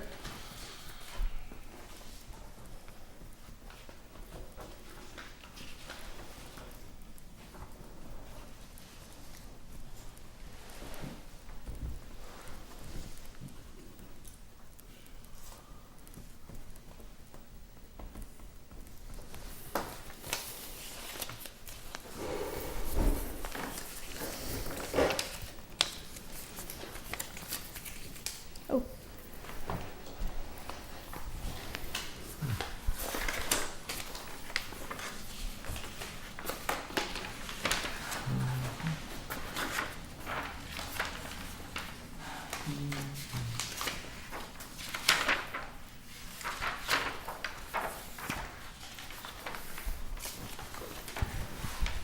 I'm missing one person? What? Oh, no, I'm not. Take it back. I'm writing on somebody's and I didn't count them. So, it's almost unanimous with one vote different. David McCarthy, Victoria Luckshaw, and Barry Bordner. Oh. All received 5, and one case 4. With one other person voting for a different person. So it was pretty very much. Wow. It's good to see that we are on the same page about this. Without even being on Without the same even page. being on the same page. I want to change my vote. Oh my God, That's really That's great. interesting. Yeah. Okay. Well, at this point, we'll just for the sake of time, we'll entertain a appointment? motion to get these individuals appointed immediately to the. And thank the other two candidates yeah. too. Motion to appoint David McCarthy, Barry Bordner, and Victoria Lookshaw. to the Emergency Services Building Committee. Second. Term expiring. I think you did them annually, so I would say, I would do, if you're doing them in annual, do it December 31st And next then year, yeah. or do a full year. You could do December 31st. Do December 31st. No, let's do a full year because Yeah, they don't need to- 2024. Oh, I see what you're saying. Yeah. So That that way we puts don't you have to worry having to about. not be reappointed in 2 months. And this is something Yeah. we did a couple of years ago, trying to get everybody Lined up. so that we're not just doing appointments all throughout And the if year. that's not right for her, then she can have you correct it. But if you do it this way, you're not voting them again in 2 months. They join the others, but a year later. So in that motion, we have a term expiring December 31st, 2024. Yep. Okay. I'll second that. And we have a second from Bernie on that. Is there any further discussion? Seeing none, we'll take a vote. All in favor of said choices? Aye. Aye. Unanimous passing. Mr. Enthusiastic. McCarthy, since you're here, thank you very much for your application, and we look forward to what you have to bring and your call to service. Charge. You're gonna give Charge. them any kind of. Well, they're joining an What's existing the committee. charge? No, not the three of them. Everybody, I the whole think committee. What's the charge? The committee felt a little bit afloat, I think, was the reason to ask for a. I mean, they know what their ultimate charge is, but is there some direction or something that the select board wanted to give them? They felt like they had looked at in the past, under a charge of building one building. That seems to twice now not been the way to go. Is there something the select board? I mean, obviously they'll come to conclusions, but I think there was some question about, is there something the select board would like to offer up as directional? I wonder if we shouldn't, I mean, are we gonna do it by the seat of our pants? Because I don't think anybody was planning to do this. So should Do we what? do a separate charge? Were you planning to do a separate charge? Because I didn't. Yeah, it was on the agenda. Is So that I what you mean? understand, well, yeah, but what was on the agenda was appointing these folks and giving them the charge. My understanding of that was that they would be charged with joining the Emergency Services Building Committee, not that it was a separate No, charge. that wasn't my understanding. My understanding was a charge to the committee. Like where we're going? And we talked about that during the priority setting, which that was the portion that you missed at the prior meeting. So that's, I think, also where. So I think as far as a charge goes, just knowing where we've been, where we kind of left off, I think it's the real charge that we can really get is just getting our feet underneath us. I mean, Skip, you want to jump in on that as well? The committee has had some discussion on it, unofficially, but I think obviously as we've tried to do a complete public safety complex twice now. We've had good support, but not enough to fund it. So the bottom line is all three departments, fire, police, and EMS, are at different levels of priority. They're in dire straits of something happening. So, I've had a conversation with both John, Chief Hall, and Mark Fortier, and I think we put a lot of time and effort and energy into the proposal. The majority of the people voted for it, obviously, as you know. We didn't have the 2/3 votes for the funding, so we fell short. So I think we need to take a look at individually what needs to be done, what can be done, and spread it over possibly a longer period of time where we're not all getting a solution in one complex at the same time. Yeah, I think the part of the problem too is we have this water and sewer hanging over us. So it's like, wow, we have all this capital all at once. Yeah. It's just how often does that happen, Yeah, no, you're right. I mean, that was a lot of concern. So, yeah, if you maybe spreading it out. And maybe spreading it out, or maybe doing a facility for 2 instead of all 3. Those are some options I think we need to focus on, and take a look at. But I wonder if we, That's my opinion. I'm sorry, I didn't mean to step on you. I Um, wonder, The reason, again, for the issue of the charge is that several years ago when our committee, before it was formed, the select board at the time, and at this time, none of the members at that time are on the current board. They made it clear to us that they wanted a unified building at one location. Obviously, after 6.5 years of work, it was, the townspeople, we did not get the 2/3 majority to vote for a unified facility. So obviously, circumstances have changed. And we needed, the other thing too is, as one of the agenda items you're gonna be looking at is EMS regionalization. It appears that may be going in its own singular direction. So our circumstances that we face have changed. And as Skip has said too, we're looking that we may have to look at individual buildings, not one unified anymore. And we may have to do it in stages because obviously it would not be, with all the other issues coming before the select board. You're looking at the sewer, wastewater. We're looking at the Franklin Tech, asking for the community's aid for a new high school. SB and I have attended the schools, they're looking at a capital master plan, and they're looking at infrastructure, it appears. And public safety. We're looking at a big storm of everybody coming forward to us, asking for potentially a great deal of money. We need to know what your priority is. You have to make some judgments so you can direct us. Our committee is not here to direct you. We're here to work and try to facilitate it. But the select board has to give us direction. Again, unified building or separate. Stages, do it in stages, and which is going to be the priority to do. Those are the things we need from you. And also, obviously, what do you think we should actually spend on this facilities or multiple facilities? So those are the charges we're looking from you to give to us so we can facilitate that. So that's why, again, that's the rationale behind it. Okay. Sarah? I think that the purpose of the advisory board is to advise, and therefore I think that it's securely in their wheelhouse to give advisory on the order and the urgency. They can give us advice, we'll make the final decision.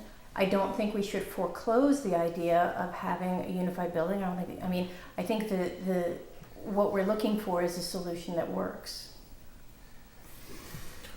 So, I think the best way, though, that us on the select board can advise the committee is we need to, as the committee, I think, have an initial discussion with the citizens that just came on the board and get our feedback underneath us. Because from my own perspective of us 5 up here and being a part of that group as well, Yeah. I just know that I don't know what direction to turn into. We need to turn into a direction that's feasible and it's going to solve the immediate problems that we need to solve. We've got a lot of stuff on tap. Because there's water and sewer, it does not mean it's this or that. We have to do them all, and everybody needs to come to grips with that. So it's not going to be the sewer or the building. It's going to be everything that's needed in this town. This town hasn't spent any money on anything in decades, centuries. Like, it needs to start investing, and that's the hard part that we're in. We save money all these years. It's going to start coming down on us like a storm, like you just said. So we need to go back to the committee with some of the citizens and figure out, as a group, where all these, what makes sense in what directions. Do we break it down into an EMS and a fire station, or police and a fire station, since the EMS is going to go somewhere? How much do they want to spend? What's some likely scenarios? Where could it possibly go? And what's our dollar amount? I think that's one of the biggest things, because I mentioned before in our last meeting, or at least maybe in the select board session, that I'm going to bring more of my project management experience into our group. I've been kind of there, and I was a late comer into the group, and you guys already had a head of steam going, and there was some meetings that I missed. But you got to have a target price that you're trying to meet. Usually it's a budget price when you're working for any municipality for anything. So we need to kind of figure out reasonably what were the dollar amounts that started to make people's eyebrows go up and say, hang on a second. It all counts. Every bit of the dollar amount counts. The final amount with the interest, if we're going to finance something, how all those different things are going to work out. So I think we need to figure out some of those things, and then we can come back to the select board, and I think we can kind of say, okay, it makes sense that we should go forward with just the fire station, or we should go forward with whatever. But I can't sit up here and say to the committee, even if I wasn't on it, you guys should go do this right now, because I don't think any of us in this room, you guys included, I don't think any of us know which direction to turn, because we've tried our best at 3 different projects, including this one that was going to include the EMS and police, and that didn't go anywhere. So I think for us to not waste any more time, we just need to get some conversation going and figure out who is going to support what, and then we can kind of get a charge to go forward with. But I think right now we just need to concentrate on trying to start the engine again. So Yeah, so 2 things following on yours. One is an after-action review, in the sense that what were the lessons learned? What were the problems, right? And one of them is the dollar figure. And then can we start getting a handle on where people are comfortable with some sort of dollar figure, even if it's a ballpark? And just third is just a concern of to pursue 3 different buildings could potentially be as much, if not more money. So I think making sure that if there is a 1, 2, 3, or a 1 and 2 and 3 type, all the different permutations, that we're not setting ourselves up for, we blow it all on the first solution and then somebody gets left behind. I think that's my concern, because ultimately there's some sort of dollar threshold where people are getting stuck and don't want to go past. And that includes folks who are town employees. So I want to get to the bottom of that, because I don't want to see people go through, we just spent 2 years. I wasn't officially on the committee, but I went to all the committee meetings. I spent 2 years going to committee meetings only to get it shot down. So it's, I think just lessons learned in that kind of that after action review that you've talked about in your, we used to call them postmortems in high tech, and you call them after action reviews, I think, to kind of get where some of the major obstacles were, right? Because my concern, I think I would say, let's start there, see what happens, come back, let's continue to iterate, rather than letting you guys run for 6 months. Come back and let's have a discussion about, okay, what were the lessons learned? Where do we see new opportunities, perhaps? Right now, I just see a lot of former obstacles, to be honest with you. So I'd be curious, by having new folks on to the committee, if they have a different way of looking at it that kind of opens up the problem solving again. But I think that would be the initial charge, is like, take a look back. Where did it go wrong? Where did it go well? Because there was a lot of organization and there's a lot of expertise now that's in-house, I think, with looking at these, that we shouldn't poo-poo. And start to get a handle on just like an overall budget figure, and start with those 2 things, and then come back and maybe we can refine it a little bit more. But I still think the same problems are there, which is there's not a lot of sites that fulfill, if we just go back to the site analysis, there's not a lot of sites that fulfill the criteria, even for just taking one of them. Just doing fire department by itself, for example, or the other one that we were trying to do at the second special town meeting. We still have some of that, those criteria, they haven't gone away. No. But I just to reiterate, I like the concept of bringing the 3 new people in, giving them whatever information they want from the background that we've been around, and then say, okay, get a consensus of the new committee and see where we think we need to do the focus. We can talk, we can try to figure out about what a budget figure we think might be doable, what we can do with that budget figure. And then, not knowing what ENS is doing at this point in time, it may or may not include them. Yeah. Well, that'll be running in parallel. So at some point, right. that, as we gather more information, that's going to have to get recast back into whatever the discussions are. Yeah. But yeah, initially, I think I would just start with that for the first couple of meetings and especially with the finance, having two folks from the finance committee, I think that's going to be helpful. Because we have to look, especially this year, as Bernie pointed out, we have a number of different capital things that, we talked about with the senator and representative that are coming up that are going to have to enter the discussion in addition to the oft mentioned infrastructure needs. Yeah, I think that second special town meeting, just to mention it, I think really there was a lot of unknown. We really rushed that. We rushed to try to get it in. I don't think we had enough numbers to satisfy people. I actually think that was possibly could have been a very good choice to get 2 of the 3 done at a very reasonable cost. But there was just not the numbers there. We hadn't done enough, didn't have time to do all the engineering to see what the costs were going to be. It was trying to get it in quickly, and I think that's where that failed. Just my thoughts on that. Well, don't forget, just one point though, don't forget where we got castigated was we spent money to get engineering and design, and we got castigated for spending that money. Oh yeah. So that was we deliberately, in my mind anyway, we took a different approach, which was don't spend all the engineering and design. Get a building that actually has potential for other things beyond just EMS and police. The vote wasn't to buy the building. The vote was to allow the select board to investigate it. Yeah, so that got lost too. Yeah, good point. And then if people thought that was a good idea, do the work.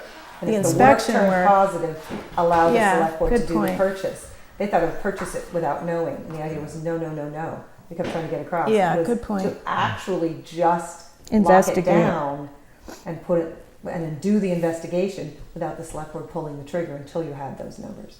And that was voted down. Yeah, that's right. It was all contingent on And the one inspection. of the big issues was the question marks, the huge spending question marks, and I think that those are coming closer to us knowing what those amounts are.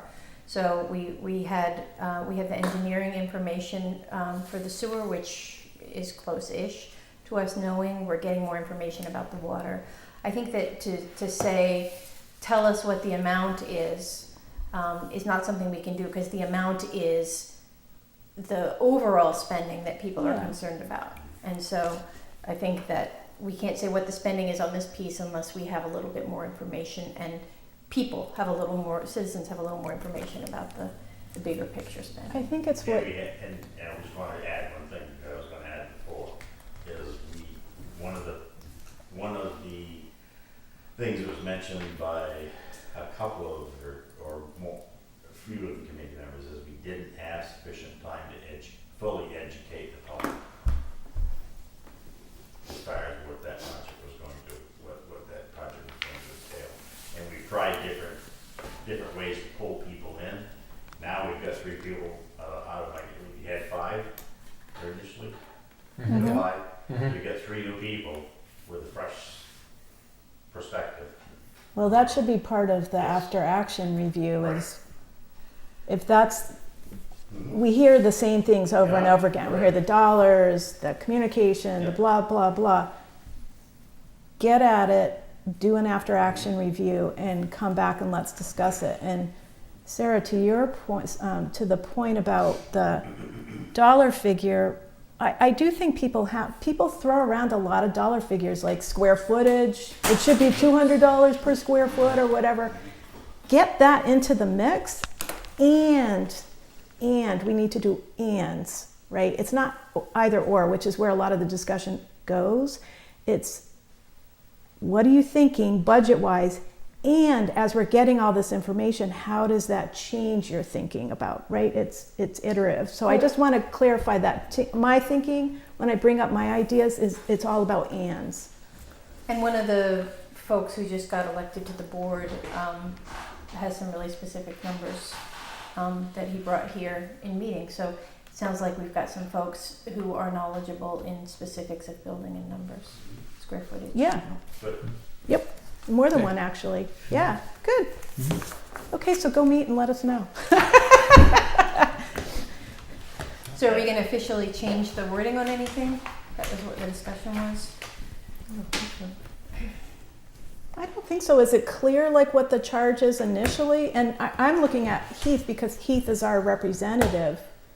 And I think our charge. I think we're all expanding on what you said. Right. I think our charge right now is just to get the committee back together and figure out what seems palatable. And we can kind of come back to the select board with what these citizens are, these people are likely out there in the community and they've got information to share and they're Yes. going to, share it with everybody. And then we can come back to the select board with something, as opposed to like right now, I think we're still reeling. Like we just don't know what direction to turn. Yeah. And I think all of us as a select board don't really know what direction to tell the committee to turn to. Like just all of us are just kind of like, okay, so what next? And I think if we can look at this with fresh eyes and fresh people, we can kind of figure out what seems right. That may include a community information night or a forum. Just allow people to come up to a microphone and we just start spitballing stuff for an hour, hour and a half or something like that, and just see how many ideas can get thrown out there. So it'll give us maybe a direction to go with, and we can gauge the room or something.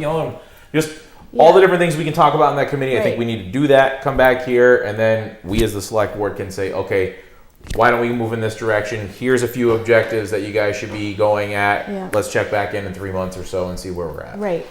All I'm saying, I agree with everything you just said. And lessons learned. Like, what did people, especially the newer folks, what did they feel the obstacles were? What opportunities still remain? Which obstacles still remain? Like the criteria for the site selection, for example. And I think prioritization. If we're talking about, if we're opening the door to having Yeah, open it different wide. things. Yeah. Different buildings or one building or however we want prioritization about. For the sewer commission, the sewer engineering, they did a risk assessment. They said, when things are going to break, what's the most important, what's the most dangerous, and they put it in terms of cost. So I think thinking the advisory committee is kind of specially positioned. We have folks who know a lot about that, the different aspects of that, to give us a kind of a prioritization.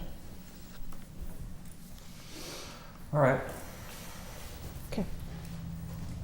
So if we're good for now, say what has been stated. Do you need to sign anything? Oh, No. we're looking at the folder. Sorry. Should suffice. Are we come- good? It'll. Good to go? Yep. Yeah. It'll come back like in another come couple back. of meetings. We'll have a Yeah. couple meetings. Yeah, we'll come and we're back going to be looking at. I'm going to be looking at you as the representative. Yeah. Okay. All right. Oop. So just want to remind people we have 9 other agenda items to get to. Yeah, and it's yeah. 8 o'clock. So a lot of them should be able to go through quickly, as they're just applications for specialty stuff. So just want to kind of move through them. Yep. Absolutely.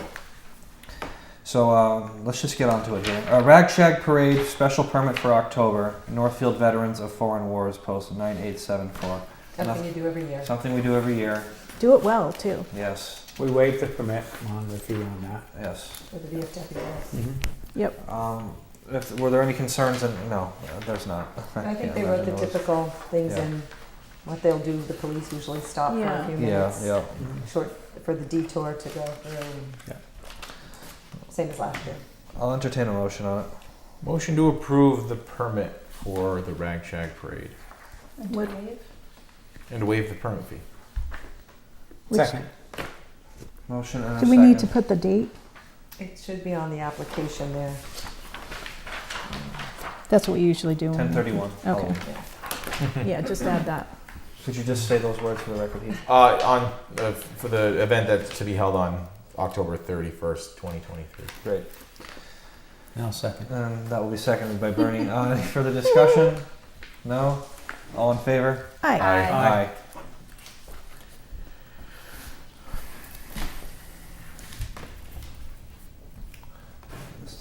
Today's the 17th. All right. Trinity Solar request for temporary solicitor hawker peddler permit.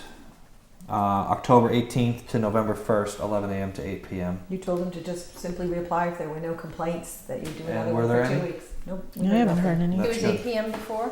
This was the same time that it Yep. was. Same thing, they didn't change anything. Okay. Okay. I move that we approve the Trinity Solar request for temporary solicitor hawker peddler permit October 18th through November 1st, 2023, 11 a.m. to 8 p.m. Second. There we are. Discussion? All in favor? Aye. Aye. Don't leave, you all sign that, so don't leave without signing it. Give that to me. And start passing it down. Please. I'm sorry, please. Rar. Oh. Grumble, grumble. Yeah, no kidding. All work and no play makes Alex grumpy. We have to No sign sleep. that Request from Cameron's Winery for a one-day temporary liquor license. We also spoke to her, and you have signed these multiple times. That's why we These are- didn't ask her to come in. That's Right, right. we figured Yeah. it would be fine. This is at the Deerfield Art Association. They've done these wine things, like the art exhibits. With the new This is at least storefront. the third one I can recall off That's the right. top of my head, if not more. It's a great time. I move that we approve the request from Cameron's Winery for a one-day temporary liquor license for October 22nd, 2023, 1 p.m. to 4 p.m. at 105 Main Street, Deerfield Valley Art Association. Second. Oh, I think Sarah got it. I was waiting.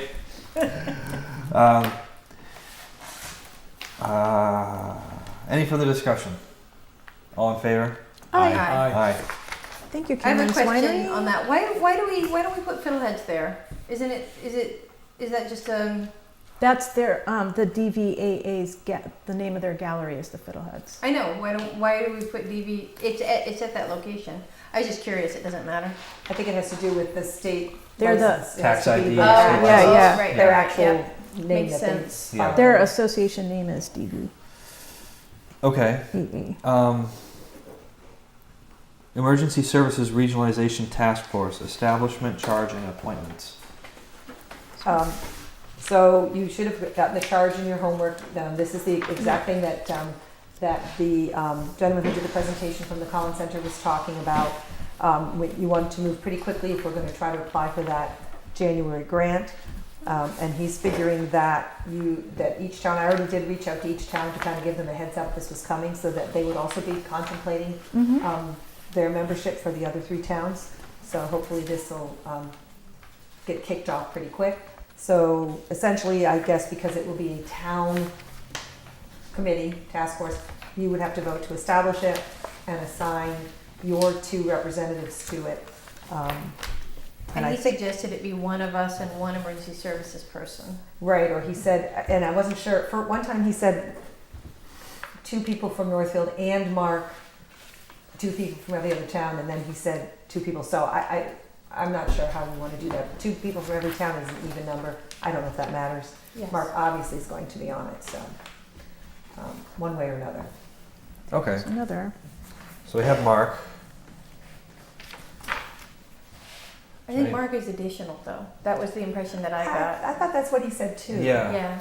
So Mark- we need to pick somebody from our emergency services, not Mark because he's already going to be there, and then one of us. Right, or somebody who's been involved in emergency services. It doesn't have to be, because you got Mark, no matter what. But definitely a select board member and then somebody with knowledge of emergency services. Or emergency service person. Well, I will definitely volunteer for it. Okay. I've been working on understanding the EMS stuff for 3 years, and then we just did it all with the ARPA stuff too, so I'd be more than happy to step up. Thank you. So did you get any feedback from the other towns on, they would do like their town administrator and a select board member, or? One town was considering that. Okay. I'd like to nominate the fire chief if he's willing. What is it? Yeah, this is new to me. Yeah, and I've been doing it for 5 years. Anything? Becca met with Mark today.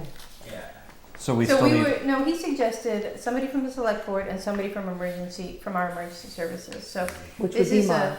this is an emergency services regionalization task force. So this is the regionalization of the EMS folks, Ambulance. the ambulance of folks going in, and 2 people from each town going in to discuss how much constituent towns are going to pay, and talk about how they're going to contribute, because during that last meeting, the idea was that some of the constituent towns, their contribution was less than what would support their use.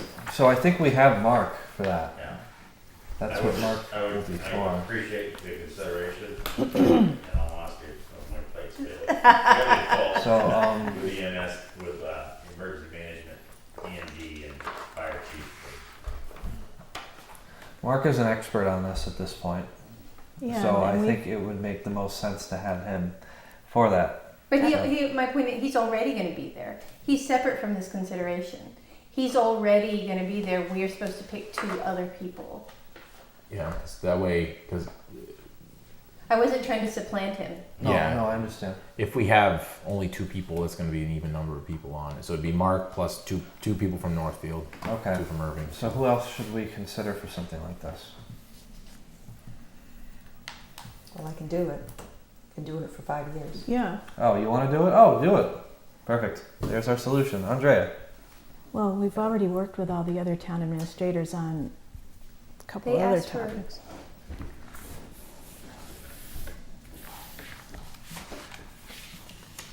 That was not what he suggested the constituency be. What did he suggest? He said 1 person from our town, not including Mark, 1 person from our town EMS, and not emergency services, and then 1 person from the select board. If you read the bottom paragraph, the Collins Center recommends the select boards of each town appoint 2 members, including member of the board, 1 staff member, being a town official responsible for managing EMS services, either fire chief or town administrator, or in the case of Northfield, and I think he initially said and the EMS chief. A town administrator is a town coordinator, and a town coordinator is somebody who should be involved in something with this. So So if that's what's listed there, then I think it And this is definitely what he falls. wrote? it's Within on the the realm. task The force. is the this last- what he wrote? My question Yes. is this what he Yes, wrote? this is directly sent from Okay. at the Collins Center. All right. Okay. Great. So I'll have to entertain a motion now for the appointment to the EMS task force of those 3 individuals. Anybody? I'll make a motion to appoint B, Jock, and Andrea Lamas to the EMS task Can I force. interrupt for a second? Because I think we're supposed to make the task force first, and then we appoint people to it. We have Yes, to. you should probably establish it first. Yep. Fair enough. Thank you for that. Let's if you'd like to make a motion. I'll make a motion to establish the EMS task force. Back it up. To Yeah, why consist not? of, The emergency services regionalization. should say 2 members Yes. from each town. The emergency. I'll make a motion to create the Emergency Services Regional Task Force. Emergency medical services. Do you want to state to consist The of membership to consist 2 of members from each of the 4 towns and Mark? Yeah.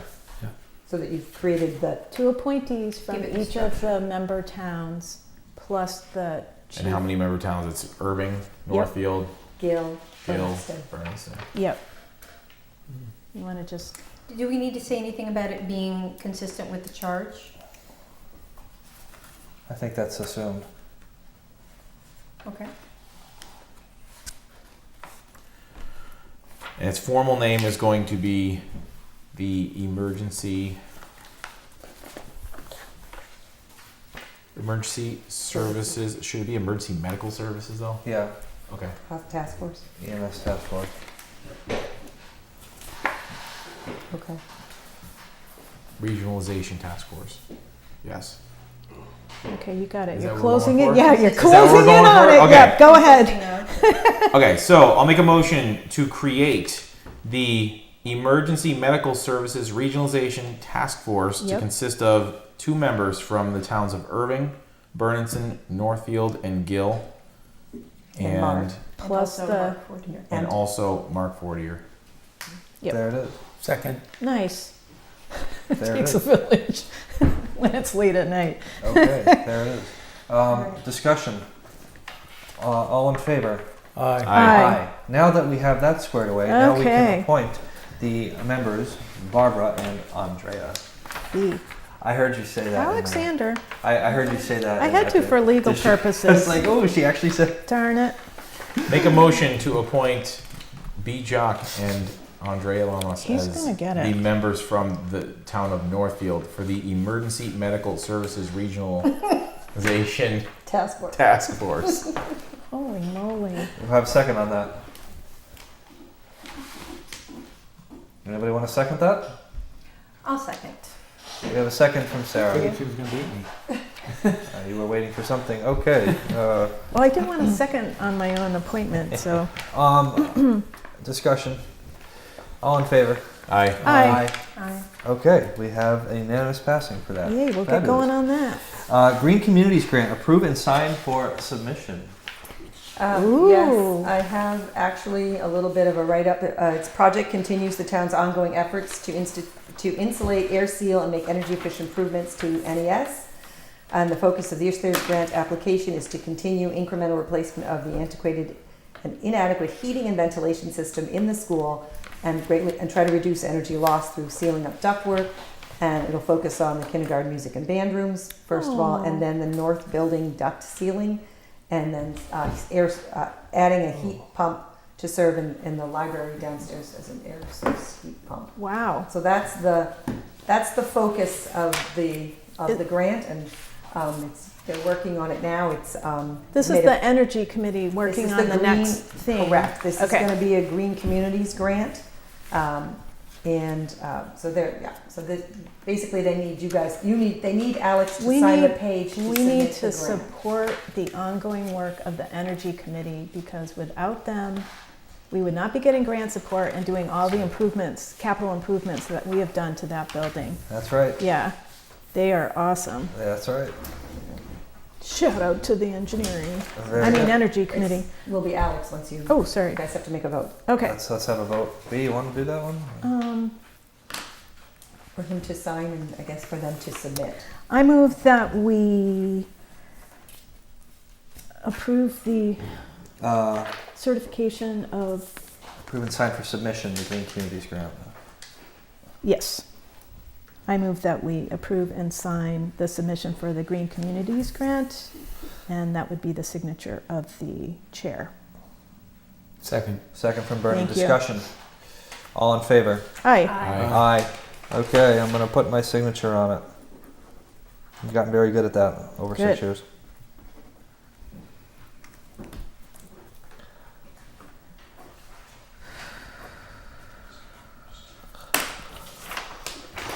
Okay.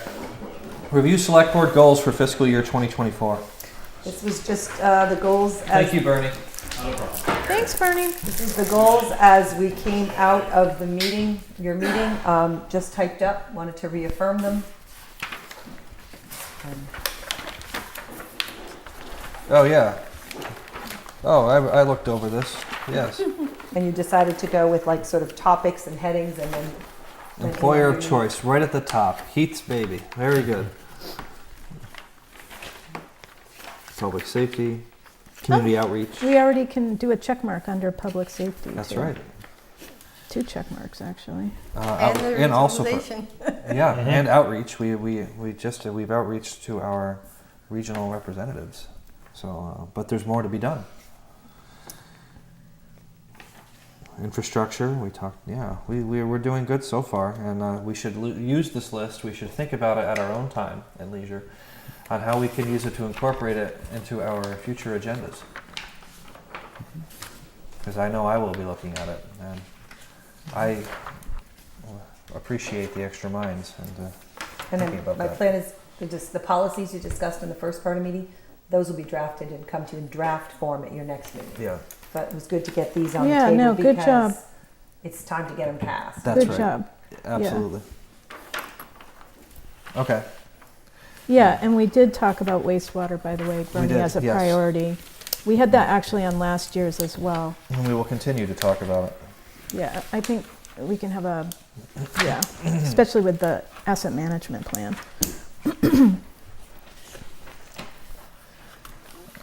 Somebody want to give a motion to I approve? move that we approve the select board goals as written for fiscal year 2024.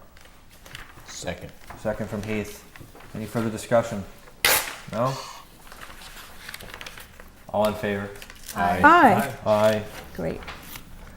Now we can finally get to this thing that we've been putting off for what feels like a month now, the building permit fee schedule. Wait, I gotta do the ARPA storefront improvement grants. There's just, Oh, you jumped shucks, ahead. there's just 2 of them that Yeah. are being recommended to you. The MIMS Main Street lighting and landscaping. This is to fix the light. If you drive home, you'll see that there's no light over the sign MIMS because that's all burnt out, so that has to be replaced. Yeah. Well, let's get it fixed. And then they want to do some landscaping in the roadway there. The gardens.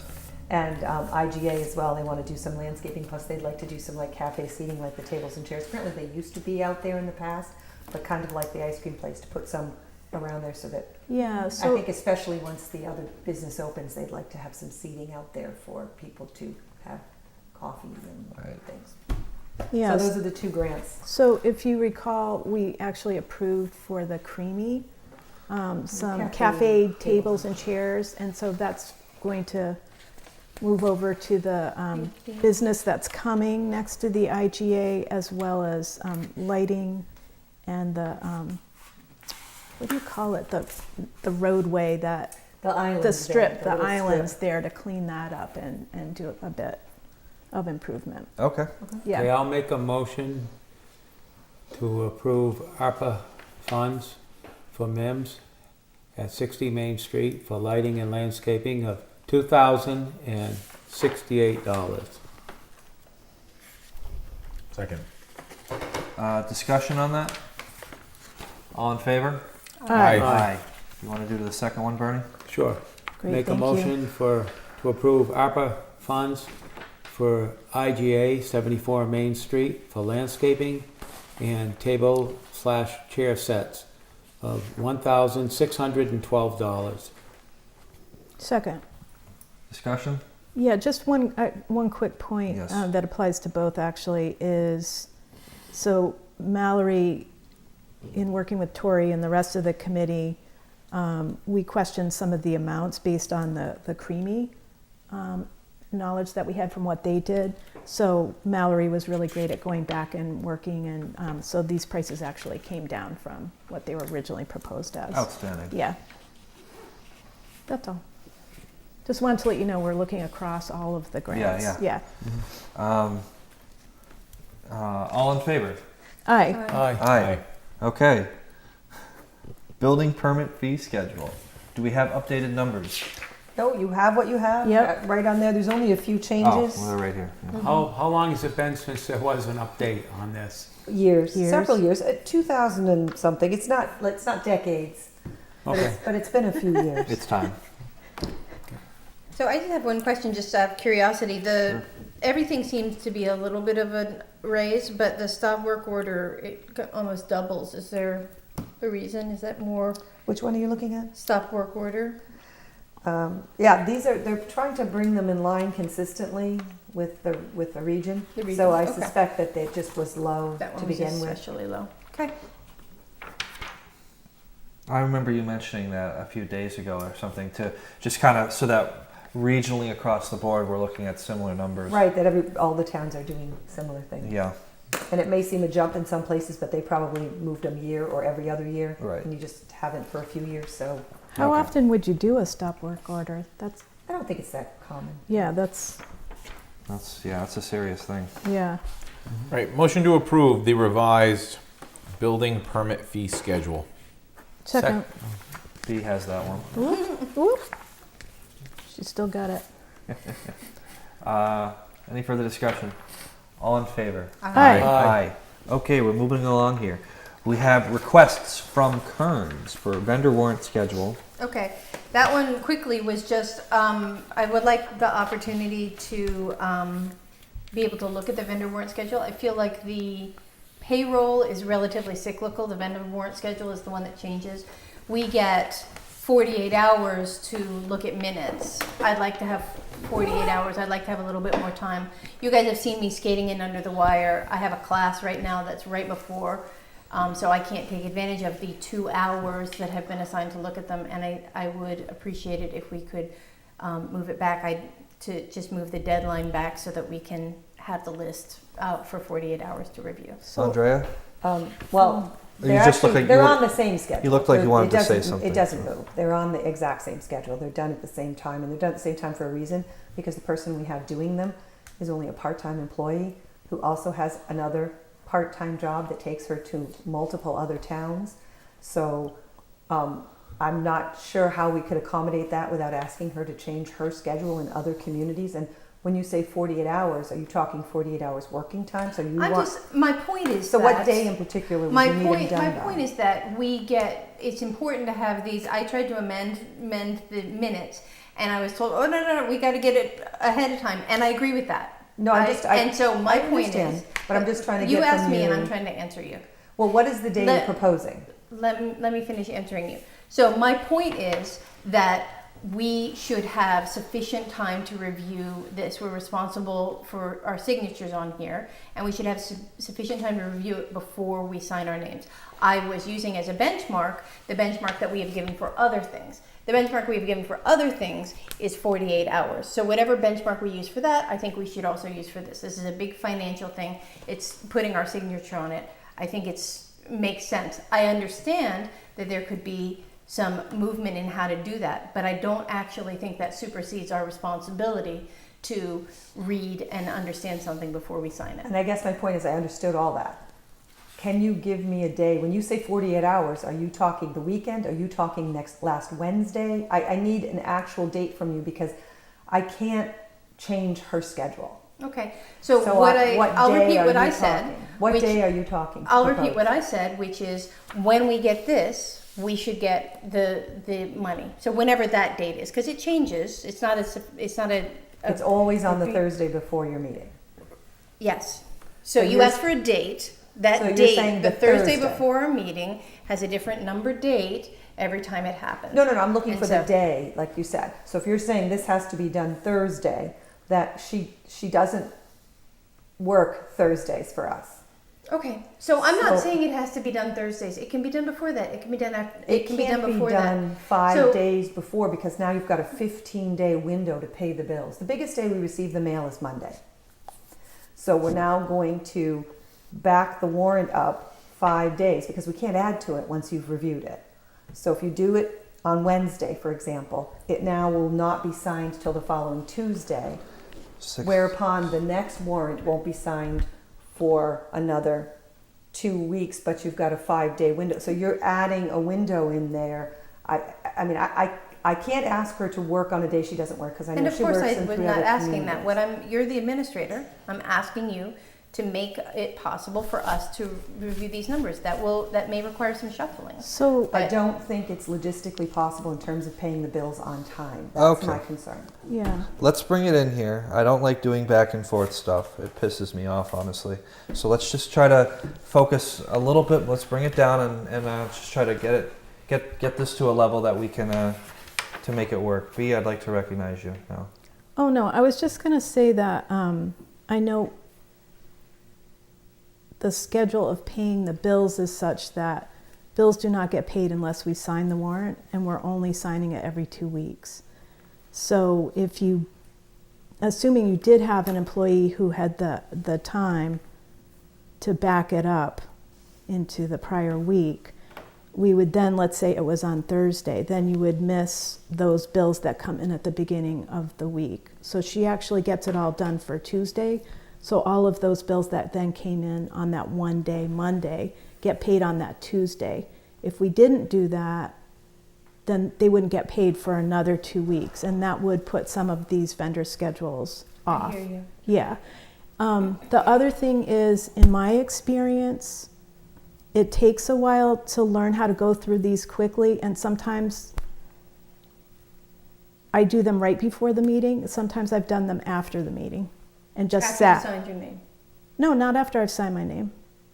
If I haven't had a chance to review them, I'll review them. You vote on it? You vote in affirmation before you've looked at it? No, because I always review them beforehand, but if I felt that I couldn't do it, I would do it after the meeting. You would vote for it and then do it and then review it after the meeting, or you would abstain? I would abstain and review it after the meeting if I felt that I couldn't do that. But I'm at the point now where, like you said, payroll's easier because it's almost the same number if you look at it. There's like a little variation, and the vendor takes a little bit longer to get the hang of it, but I don't find that it takes 48 hours to do it. If the goal is... Just a second. What? Sorry. Just a second. Go ahead, B. But the goal. So if the goal is to retain a really good employee and to pay the bills,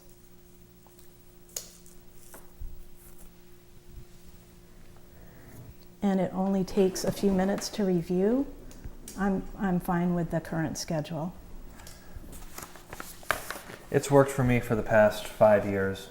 I'm fine with it too. I don't want to change it. That's all I'm going to say. Bernie, Heath? I've heard complaints before that when we miss a bill, because it does happen, and we're on a tight schedule to pay our bills, and I don't want to be missing bills. I don't, I want to pay the vendors. I want them to keep showing up when we need them. Right. We need that relationship. Yeah, it's moving it is logistically because of the schedule. Moving it leaves us where we might get a bill comes in on that Monday, then 2 weeks later we're paying it, we're stretching it Like out. the Comcast bill for the EMS. Yeah. Yeah. So Yeah, Um, I I mean, when we, understand the need to look Yeah. at it more, but I'm against risking not paying our vendors. We need to keep our vendors happy.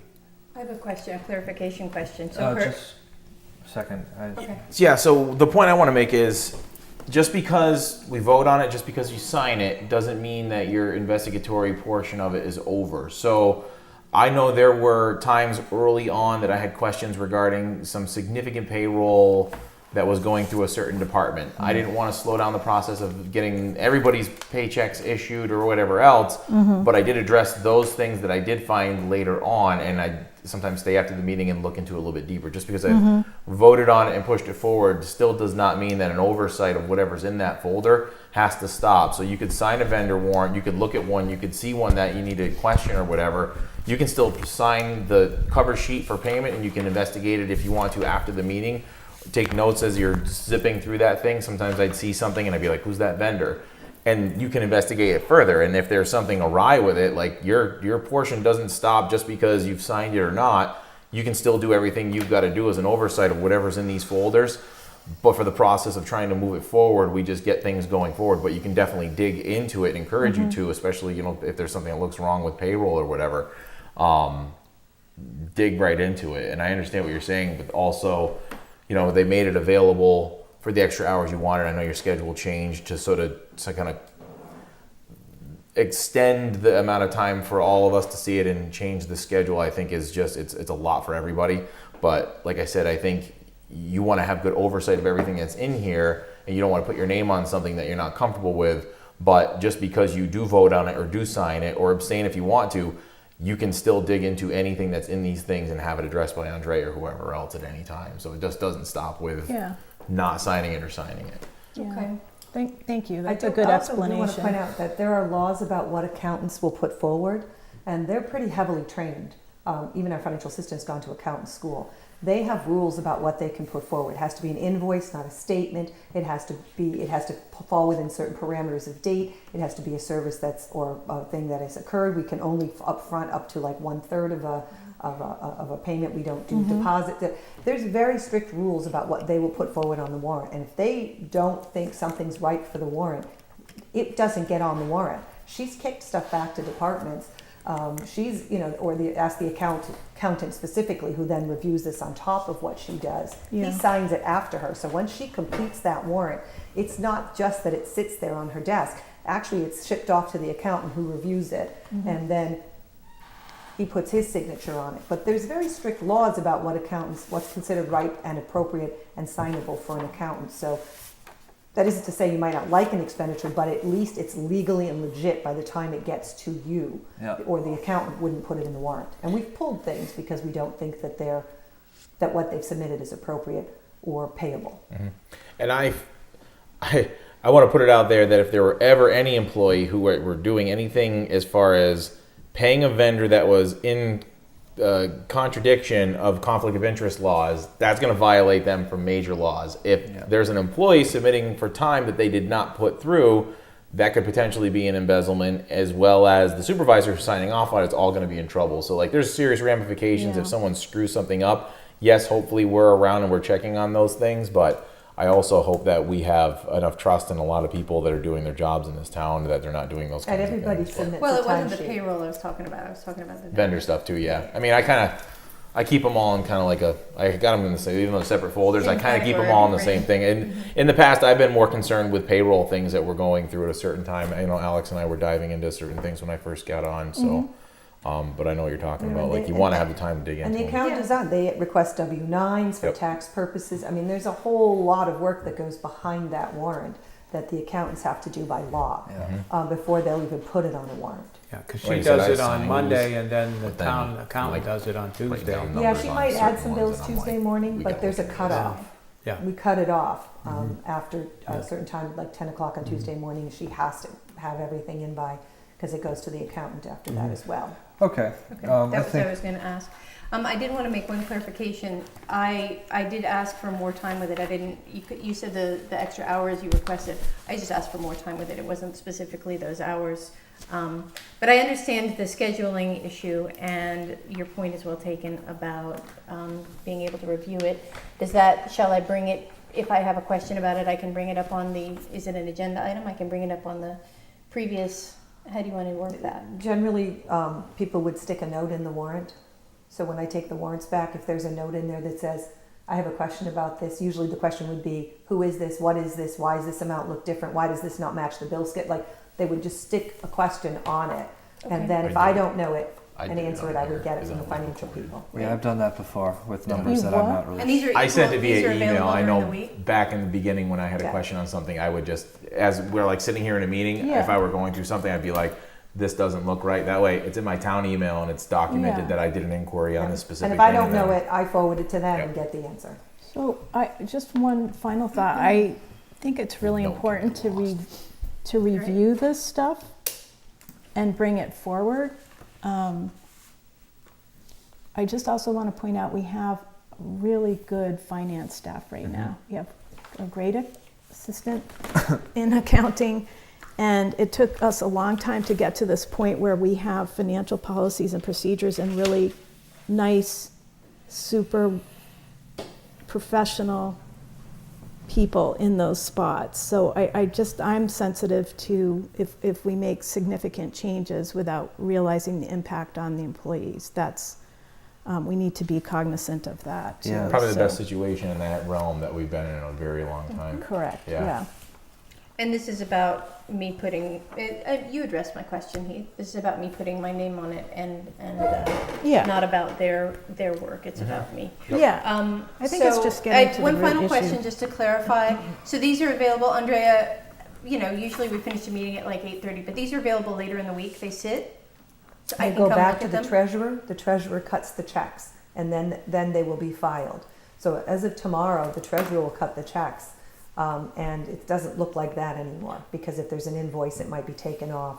So I put it in the box. Wednesday, the treasurer is in. And is there a list of this? I mean, Well, does this exist after Oh, yeah. the 2 hours before the meeting, the time when we're in the meeting, and then when we leave at 8:30 or 9?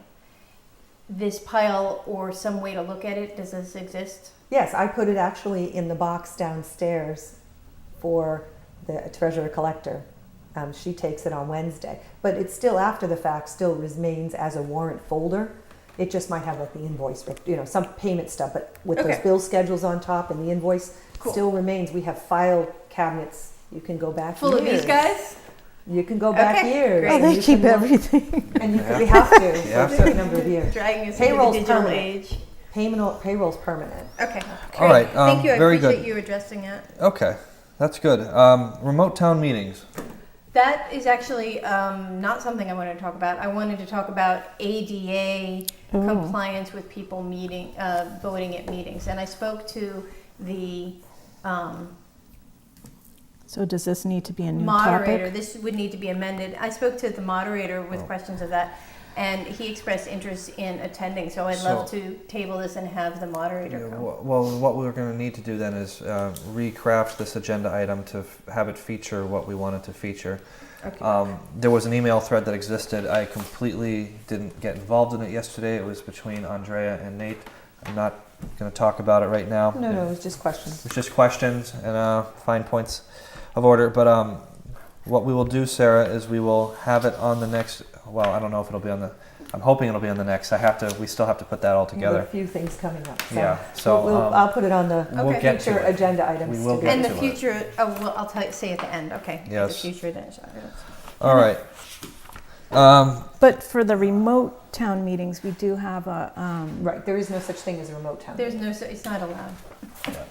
right, but what was the thing that we got from Jeff Blake? You cannot have remote town Okay. meeting, like a hybrid, like a remote town meeting. Right. Okay. But also that wasn't what I was asking about. So. Yeah. No, but at some point in the past, we had actually talked about that because of COVID and people's Right. wanting to know, for example, when the meetings went on too long, is why they couldn't vote from home, or Right. that had come up. All So, those in favor, honk your horn at the drive-in. You know. right, They did that in Orange. Yeah, they did. And then this 6:13:23 minutes, that Yes. was the one where I made I'm sorry, I'm so tired. The citizens' concerns, and it was left out of the meeting. It was left out of the minutes, and I sent you guys via email what I requested for it to be put back. it wasn't put back, it was, Or added, I'm sorry. yeah. But it wasn't added as in it was what was said at the meeting. It was just not included in the minutes. You wanted your comments added. Yes, because they were Yeah. spoken in the minutes. They were spoken in the meeting as a citizen's concerns. So do you want the rest of our comments from that discussion added as well? You can do what you want. I'm asking for an amendment. I'm asking to put my comments back under citizens' concerns because we were told the comments were that there was a question about whether a select board member could have citizens' concerns, and after discussing with the lawyer, we found yes that a select board member could have citizen concerns, and I believe that discussion was the reason that my citizen concerns was left out of that meeting, and that's why I'm requesting an amendment. Do you have that language with you? I sent it to you, and you. Not me. I sent thought it to. was, and I think it was in a prior homework. It was in a prior homework. Yep, it's in blue. It's just the one little one up on top. This isn't You have the it whole there. second one. Yeah, There's but one it's word up on the, top. Is it this one? yeah, it's on the page where you had all the blue. Right. The very top. Jim, right here. Yep. I'm just trying to find which comment. I haven't. I haven't stayed with So this. is it on that one? So Do you want me to hand it to me and I can read it? Because yeah, you should probably just make amendment that we add, and then just read the language that you want added. If it's on that one, then she'll know what she wants. It's just there's the one comment, not the whole pile of them, because that one's not on the agenda. Let's give it to her. Let her read it. Yeah. Read exactly what you want in, and then it'll be clear what the language is, and then you can vote whether or not. Do you want to make a motion to amend these minutes by adding the language and Yes. then read it? I would like to make a motion to amend the minutes of 13 June 2023 to include under citizens' concerns. Sarah Kern says, if select board members are not allowed to represent concerns of the citizens, what are we doing?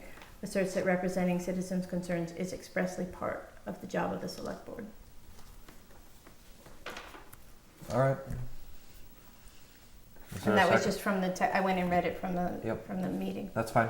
I'll second that. Second. Okay. Discussion. Yes. Yes. There is discussion. Well, I think there's two precedents here. Is one, adding quotes is a slippery slope. Like if we all started going back and saying, I want to add this thing specifically that I said as a quote. That could have been a paraphrase. Yeah, let me just finish. And I'm sorry, I'm a little shaky because of the events from today, so I'm just feeling like overheated and dehydrated. It's a slippery slope to go back and add comments, and it's a slippery slope to go back several months to add comments. So in general, this is a practice and a precedent that I'm not comfortable with. But I do hear the concerns, and what I would recommend is that we continue the discussion about citizen comments and commenting and select board members, et cetera, as we were starting to do with Jeff Blake a couple of weeks ago. I'd rather just bring it up again as an agenda topic as opposed to going back and trying to add specific comments. Okay. I'd like to respond to that. So I mentioned this very soon after it happened, but it's just been this far. It was on the agenda with the wrong date, and then it's been this far until it came up. We put it off the last 3 meetings, and I don't have a problem with that. We were busy. And this, all I'm asking is a citizen's concerns was omitted. I said in the moment I'd like it to be on the record, and it was omitted. I'd like for it to be, it's part of what happened at the meeting. It's a reasonable thing to include Right, but in the minutes. But these minutes were already approved, so we're actually going back and amending approved minutes. So we all had a chance to vote on those minutes and to amend them at that time. So this is actually, in the 4 years that I've been on the board, we have not gone back and looked at already approved because we already approved them. I expressly requested that it be put on the record, and it was omitted on the audio. Did we actually approve these minutes? Yeah, we did. Yeah. I didn't realize she was going to leave things out. I thought that things would be put in, But when especially when I expressly said I'd like this on the record. But you approved the minutes, is my Not point. realizing that she was able to leave things out. But we, not she, we approve or disapprove of the minutes that are in front of us at that time. So if we don't catch something, that's all on us. We already approved these minutes. Mm-hmm. We're asking to amend approved minutes. Right, and there's a motion and a second. That's correct. And we're in for the Yep. discussion still. If we're ready to take a vote on it, we will. Yes, I Okay. don't have anything else to say. All those in favor? Aye. Aye. All those not in favor? Nay. Nay. 3 ayes, 2 nays. The minutes will be amended with what Sarah would like them to be amended to. Well, there'll be 2 copies then. There'll be 2 copies then. So there'll be the approved post that them were both. originally, and then the amended approved. Yeah, that's fine. Yep, okay. Both get posted. All right, next. Okay. Topics not reasonably anticipated by the chair 48 hours in advance of the meeting. I mean, I guess just the dog hearing update, but I guess I don't really know if that's, yeah. Proposed agenda items. Ooh, The evaluation discussion, the dog decision update, lessons learned regarding future things. I'm just reading out the things that we wrote down during the meeting. And then town moderator, and ADA for town meetings and electronic voting. Those are both for the town moderator topics. So I got the dog hearing result, the town administrator evaluation process, the ADA accommodation for town meetings. I'm sorry. And electronic voting. Those are for the town, to request the town moderator to discuss the ADA and the electronic voting. why don't we, can we just expand that if we're gonna have the moderator come in and talk about town meetings in general? I have some other comments that don't have anything to do with ADA that would be good to talk about. Any other future proposed agenda items? No, I think your point about looking at the priorities and working off of those will help There is organize all There this. is a hierarchy all that this we have to stuff. follow. That's correct. Yeah, The other minutes also need, the last ones that we've edited, which I don't think are approved. No, those are going to be the 5 September 23. you'll be addressing that Shortly. shortly. Yep. Okay. Announcements. We're good. Ooh, I think you have one nope, you do. What? You have one. bulky waste day. Yeah, I was going to read that. Oh, there you go. Yeah, I was going to read it. Bulky Waste Day at Northfield Highway Garage, Saturday, October 21st, 9 a.m. to noon. So that's good. 2 350th celebration events, 10/22/2023, 10 a.m. Dickinson Library, postcards of Northfield, and at noon, a geology of Northfield field trip starting at the Heritage Boat parking lot at First Light. Registration is required. This event is repeated on Sunday, October 22nd. Yeah. Yeah, so good announcements there. Bulky Waste Day, Highway Garage. And more 350th. More 350th stuff as we conclude our 350th celebration. So do attend if you may, if you can. Recognition for service.